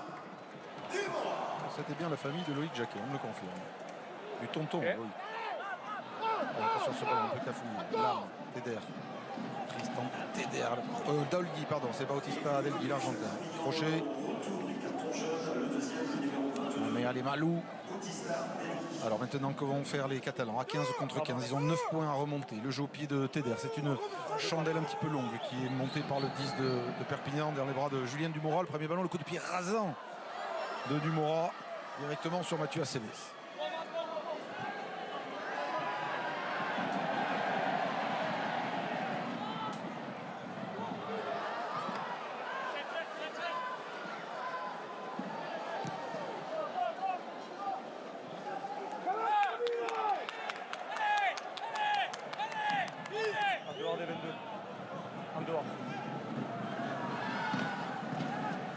Minute de Roland Garros.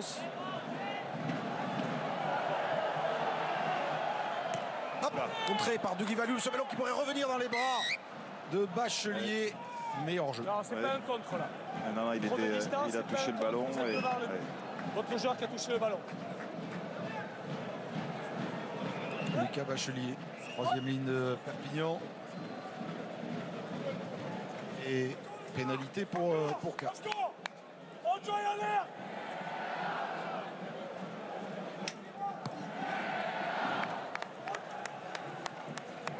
C'est pas un contre.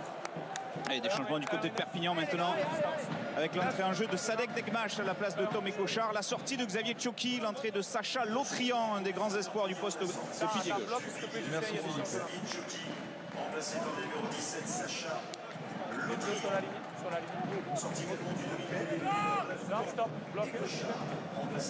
Rouge. Sacha Lotrian, international moins de 20 ans aussi. Oui, formé à l'USAP. Formation catalane. Barlow, fond de touche, il a lobé tous les sauteurs et finalement le ballon est récupéré par les Catalans avec leur talonneur, Lam. Degmash, premier ballon de la Fuente, Teder pour Taumeopo. Pas mal ce petit jeu au pied mais Dumora couvre. Valis. Attendez, 17. Okay.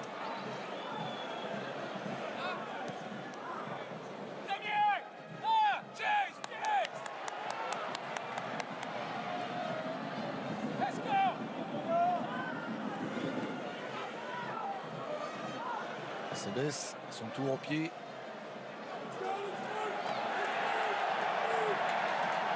À la contre-attaque. Il y a du monde en face. Il y a du monde. Il n'a pas franchi le premier rideau. Geoffrey Paris, le plaquage de Taumeopo. Arata maintenant à la manœuvre pour servir Staniforce, le point d'ancrage des offensives castraises.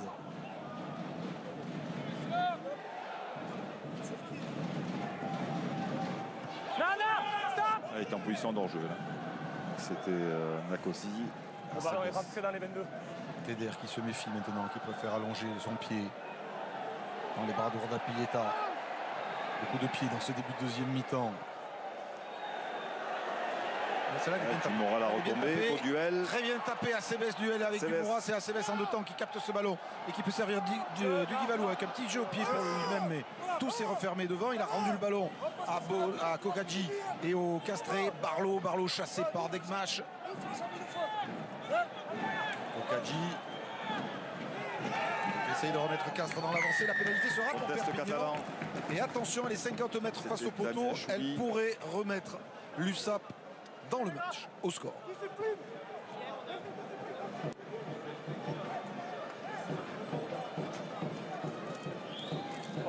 Ils ont laissé passer l'orage, les Catalans.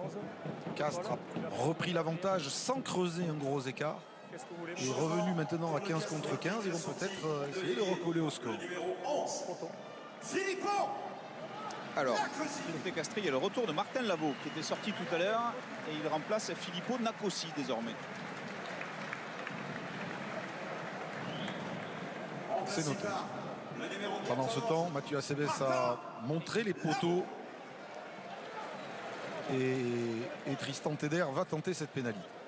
Elle est très très importante parce qu'elle peut ramener Perpignan à 6 points de Castres, toujours pas dans les clous du bonus défensif, mais leur donner d'autres perspectives dans ce match. Qui en cas de défaite, l'USAP, pour éviter l'access match, devra impérativement battre Bordeaux et compter sur une défaite de Brive au Stade Français. Là, ça va partir à côté assez nettement. Échec de Tristan Teder. Et renvoi au 22.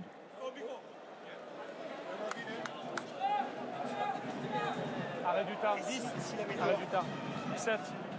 17, c'est bon. Allez, encore du changement côté catalan avec la sortie de Lucas Bachelier remplacé par un jeune Argentin, Joaquin Oviedo. En gros plan ici, Joaquin Oviedo, à peine 20 ans. Partie 10. Et le renvoi long de Camilo Lapilleta. Acebes se croise avec Mamea Lemalou. Et le puissant numéro 8 perd le ballon à l'impact. Et ouf, Le plaquage. Guivalou sur Lavaux. Le nombre de ballons perdus au contact ce soir est assez... Alors, est-ce que c'est vraiment dû, Philippe, au ballon rendu très glissant par la chaleur et la moiteur? Bah, j'ai l'impression. Il y a de ça et il y a aussi peut-être des carences techniques. Oui, et puis quelques caramels bien sentis. Allez, en place.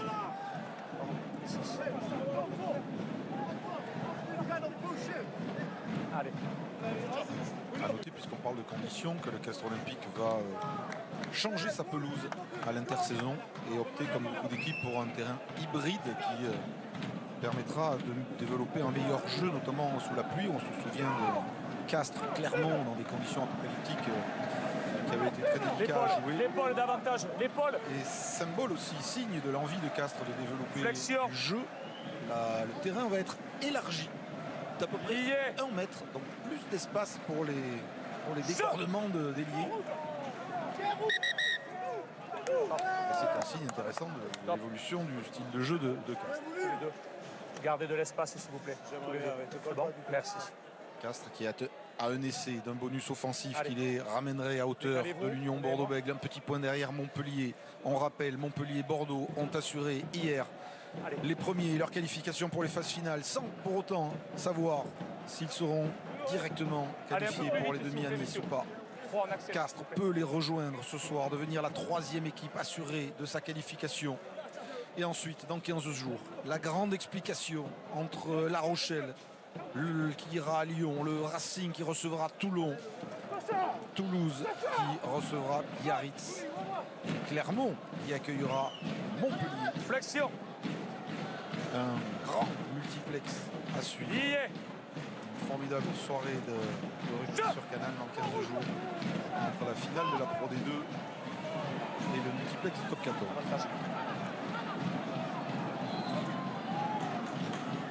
Avantage. Le ballon pour Lavaux avec une situation d'avantage pour le Castres Olympique. Le jeu a un petit peu baissé de qualité depuis le début de la deuxième mi-temps. Ce petit pied au pied par-dessus qui sort en touche. Monsieur l'arbitre va revenir à l'avantage en faveur des hommes de Mathieu Babillot.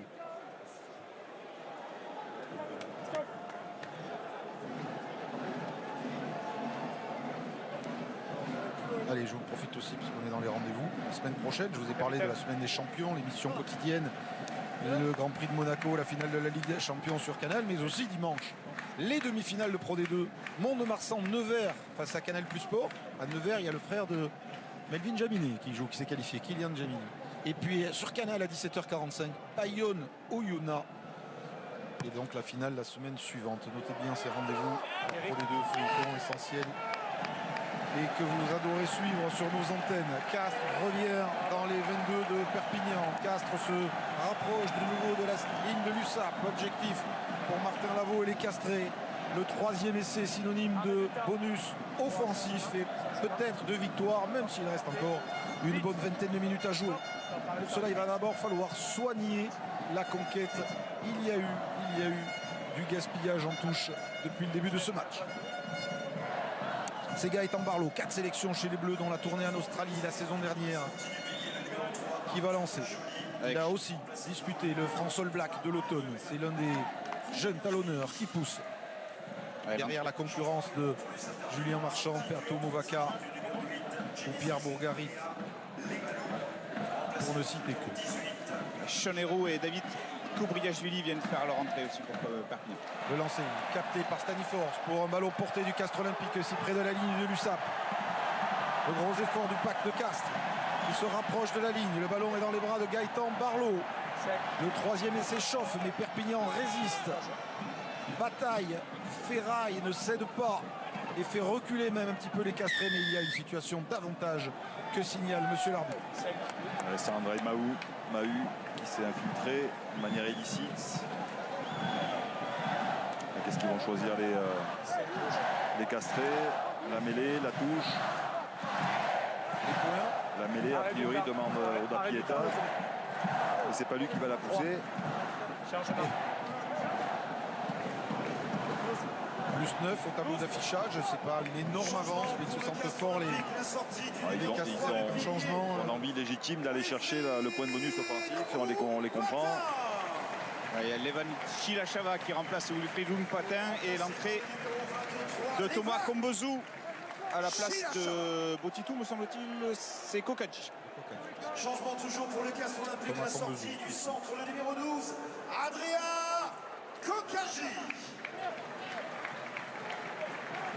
Remplacé par le numéro 21, Thomas Kombozou. À 20 minutes de la fin, Castres près de la ligne de Perpignan. Les Castrés en position de force face à une équipe de Perpignan qui encaisse beaucoup d'essais dans les 20 dernières minutes des matchs.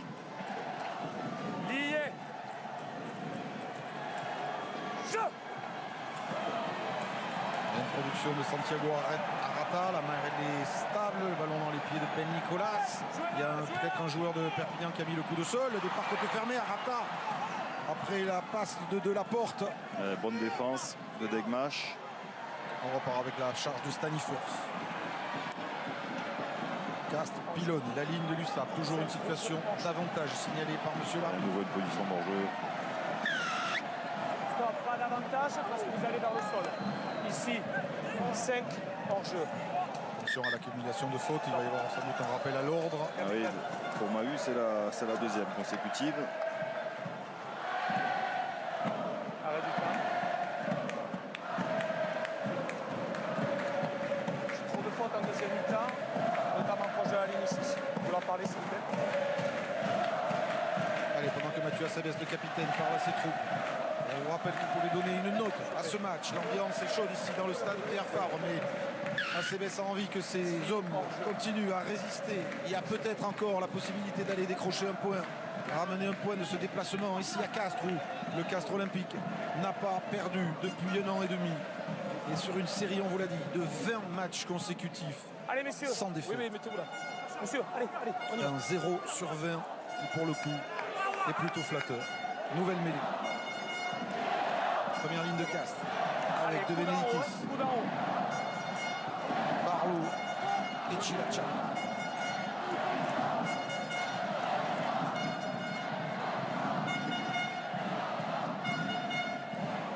Flexion.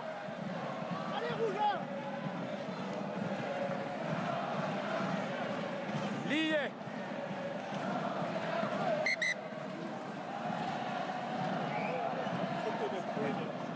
Oui, stop. Allez, en place, stop. On maîtrise. Allez, s'il vous plaît. Allez-y, allez-y.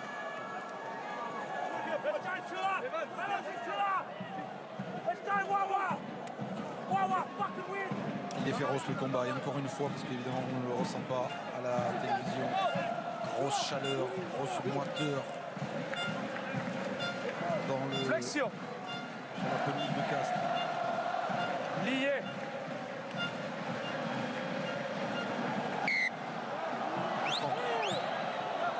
Bras cassé, tout est bon. Non, bras cassé contre l'âme, mais très certainement que le CO va choisir de rejouer cette mêlée.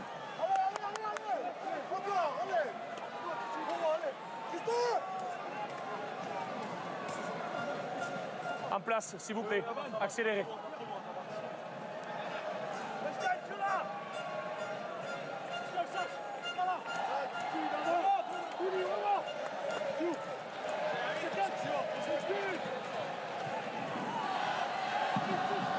Flexion. Lié. Jeu. Production d'Arata de la porte. Ici c'est le pilier gauche. Il part de l'autre côté par rapport à son demi-mêlée. On n'a pas surpris la défense du Lussap, mais Castres est sur la ligne de Perpignan. Il met les barbelés qui résistent. Mais il y a une force collective. Arata, le petit signe derrière le dos. Et la défense, et Degmach qui lui fait relâcher ce ballon. Et je crois que c'est Laissez-le. Elastrovis, Sacha Lautrian qui a été pris sur la dernière mêlée.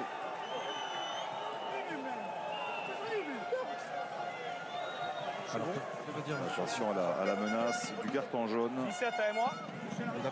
Il appelle le 17, il appelle le pied gauche. Trop de faute. Le 17 est encore une fois la faute. Et là, troisième carton jaune contre l'USAP ce soir. Non.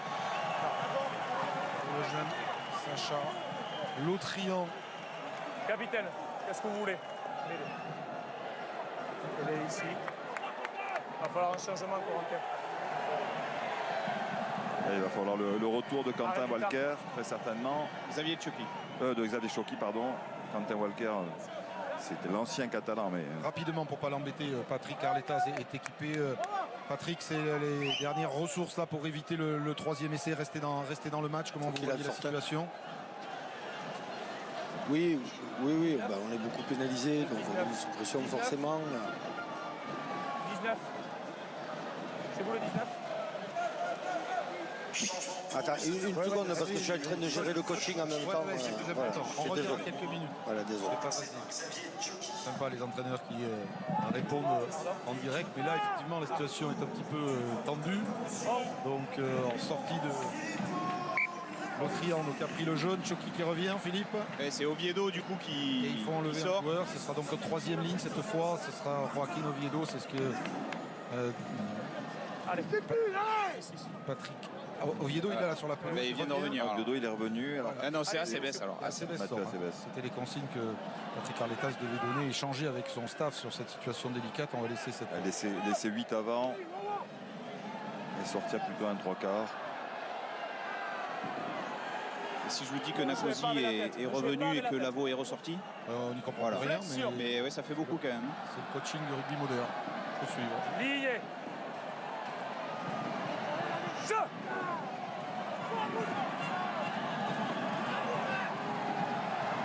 L'effort du pack de Castres, la résistance du pack de Lussap, les deux premières lignes qui se relèvent. Cette fois c'est bon. Le départ de la porte, essaye de feinter la passe pour Nakosi. Mais il est refoulé par encore une fois une défense héroïque de Lussap. Et Castres va repartir à l'assaut, se rapprochant une nouvelle fois de la ligne.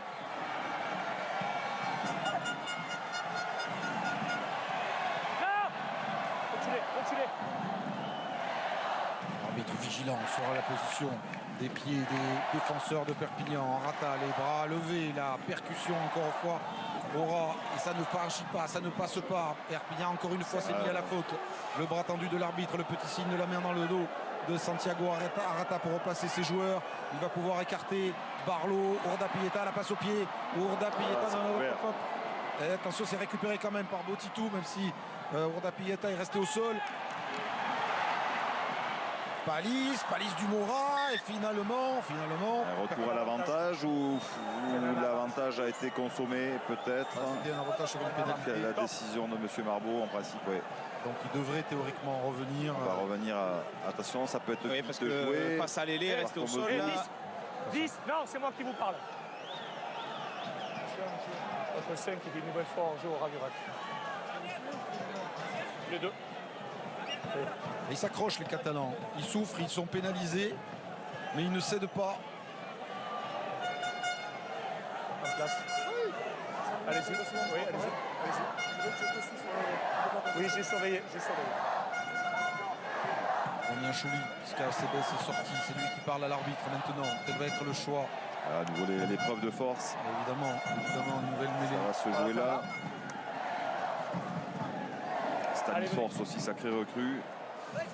Il saute, il plaque beaucoup, il porte le ballon. Ça va laisser Patrick Arletas tranquille parce que là c'est quand même une situation allez, dans l'axe, très chaude pour vous regardez l'équipe. Merci, je vous parle. Allez. Et David Carrère les castrés sans voix pour venir à bout de cette équipe catalane.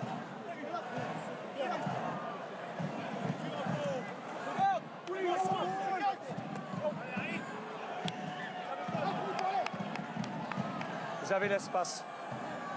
Flexion. Il fait un peu de temps là, non, mine de rien. Mais il fait bon, on est bien. Lié. C'est un moment important du match. Temps passé. Souvent, dans le dernier quart d'heure des matchs, les mêlées prennent beaucoup de temps. Et comme lorsqu'une équipe est pénalisée, l'équipe adverse reprend la pénalité, ben oui, effectivement, on peut y passer des heures. C'est dommage parce que le match était quand même très très intéressant. Il baisse en intensité et en même temps, on est sur un point essentiel, un moment essentiel avec la possibilité pour le Castres Olympique non seulement d'aller chercher le bonus offensif, utile dans son classement, mais d'éloigner Perpignan du bonus défensif qui est sans doute à cet instant l'inquiétude principale du staff et des joueurs de Brive, rival de Perpignan dans la mission éviter l'accès match. Lié.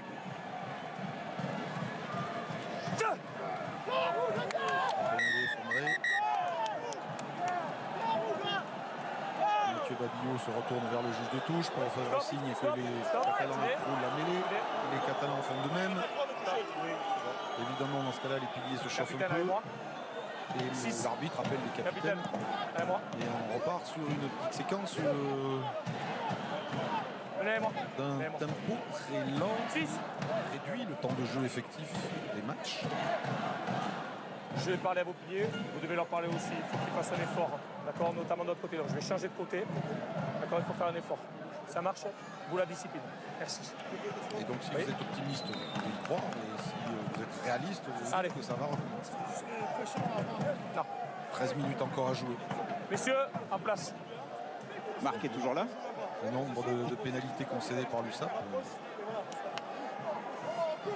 Allez, figez-vous s'il vous plaît. Dans ce cas-là, les réalisateurs de Canal cherchent des personnalités et on trouve facilement une autre légende du Castres Olympique, Rodrigo Caportega, qui lui ne s'ennuie pas dans cet enchaînement de mêlée en tant que bon ancien deuxième ligne de devoir. Flexion. Lié. Jeu. Cette fois ça va partir, ça va être la bonne, ça va être la bonne. Le ballon doit être joué, mais de la porte est serré de près par Degmash et par les Catalans qui l'ont fait reculer. La balle ici bleue.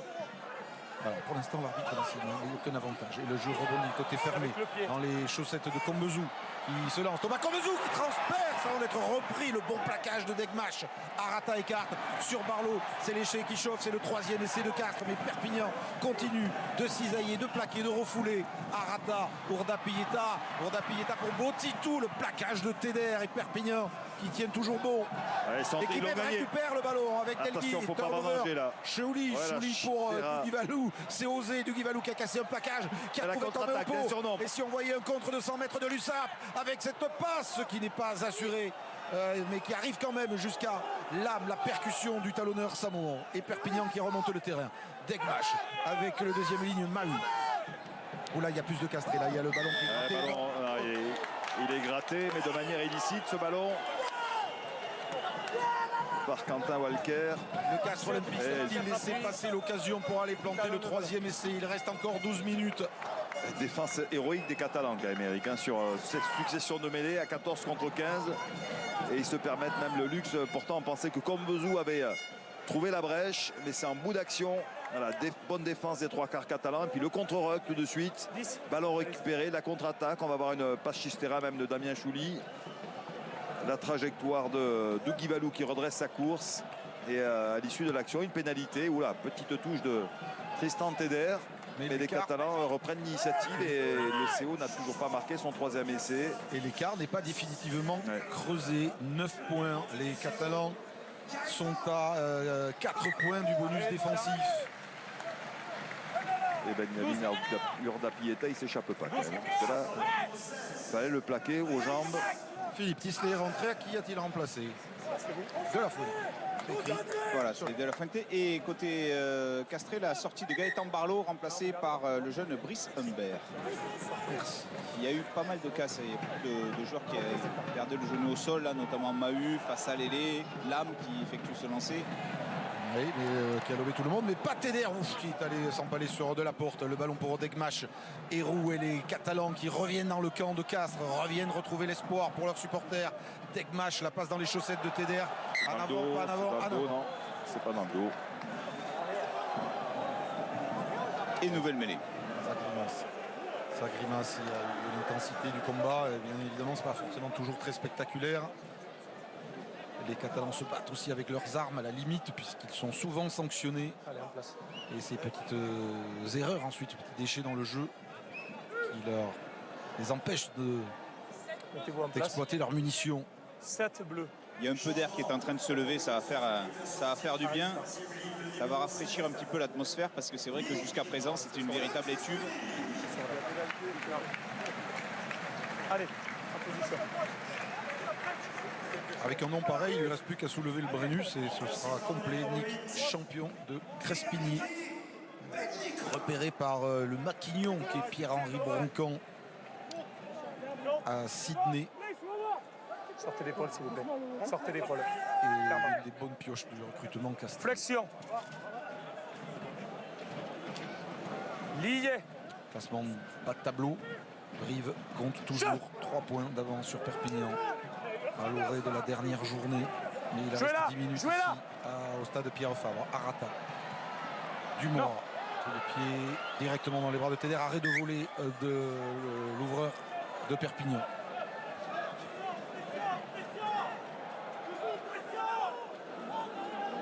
Pression. Pression.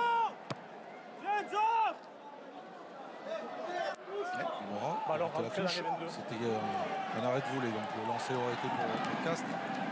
Il va remonter ce ballon, un petit par-dessus pour lui-même. Julien Dumora, c'est bien tapé, c'est bien dosé, il a récupéré, il peut servir. Bien fait, Kombezou, l'accélération maintenant de Thomas Kombezou, il va être repris par les Catalans. Alors il redresse sa gauche, il revient vers l'intérieur. Kombezou, le plaquage de Chouli. Et de nouveau, Castres dangereux dans les 22. Énorme surnom contre l'extérieur. Ourda Pieta, Botitou. Malgré le plaquage, il a pu trouver Julien Dumora qui navigue, qui sert Dacosi. Et c'est Filippo Dacosi dans son style de déménageur. Plante le troisième essai du Castres Olympique. Sans doute celui du bonus offensif. Il va enlever les dernières illusions aux Catalans. Et comme le premier essai des Castrés, c'est venu de contre-attaque, même si c'est conclu, vous l'avez dit, par le puissant Nakosi qui résiste à la charge de deux Catalans. C'était parti de l'excellent Julien Dumora, joue au pied par-dessus, il cadre parfaitement le dernier défenseur. Tristan Teder passe légèrement dans le dos pour Kombezou qui redresse sa course. Et puis la conclusion de l'action, on le voit, cette longue passe pour Urda Pieta. Superbe cadrage de Botitou. Et puis la puissance de Nakosi, on la connaît. Et c'était encore Dumora à replacer au départ de l'action et qui donne ce ballon d'essai à Nakosi. Ouais, qui a marché sur Dumora. Jaminet, triste de voir son équipe qui s'accrochait. Ils se sont battus pourtant les Catalans. Lâché en fin de match. Il m'a confirmé, Ribon tout qui est bon. descend de son perchoir Il a pour confirmé. distribuer les dernières consignes. À cet instant, le Castres Olympique non seulement assure sa qualification, mais rejoint Bordeaux-Bègles à la 2e place du classement, même si l'égalité des deux équipes est favorable à Bordeaux.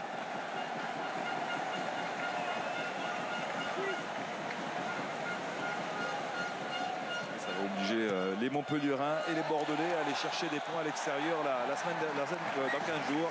Oui, ça va être très très chaud. Transformation de Jourda Pieta, Castres 28, Perpignan 12. Et les Castrés aussi d'ailleurs, puisqu'ils joueront à la section paloise. Ouais, ils sont en peau les joueurs de Castres. Avec beau cadrage de Dumois, vraiment.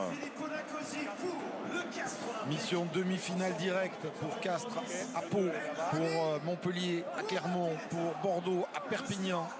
Dans le même temps, l'USAP se battra pour éviter la 13e place à distance avec Brive.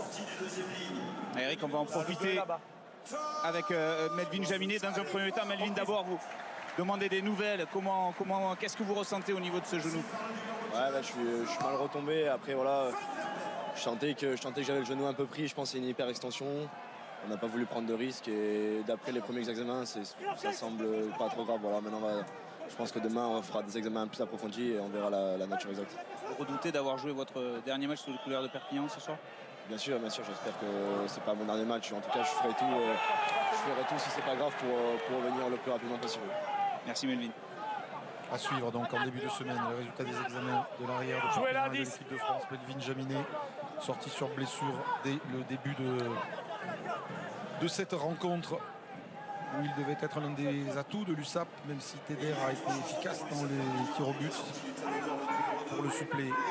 6 minutes encore, Santiago Arata et Castres va essayer de finir le boulot. Peut-être conforter ce bonus offensif.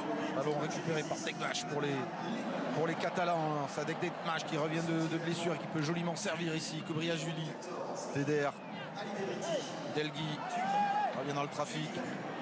Contact avec Kombezou. Il y a encore de l'énergie de part et d'autre. C'est sur un pas pour le jeune Oviedo. Joaquin Oviedo, déséquilibré, qui peut quand même assurer la continuité du jeu avec Dekmash, avec Damien Choulier ou remise intérieure pour Simone Tormeopo. Teder, pas de franchissement. Tisley, défense de Castres bien en place. Jugé en avant par le but du stade Pierre Fabre. Je passe après contact de Mamé Alemalu. Roule du bout des doigts, il a réussi à contrôler ce ballon.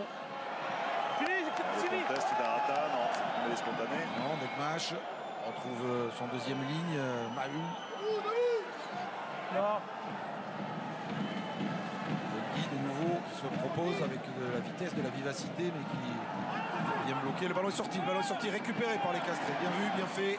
Et le pied de Jourda Pieta pour renvoyer les Catalans dans leur camp. Touche direct. Ah, direct. Jourda Pieta. Donc ce sera un lancer à venir. Là, une trentaine de lambutes du Castres Olympique pour les Catalans.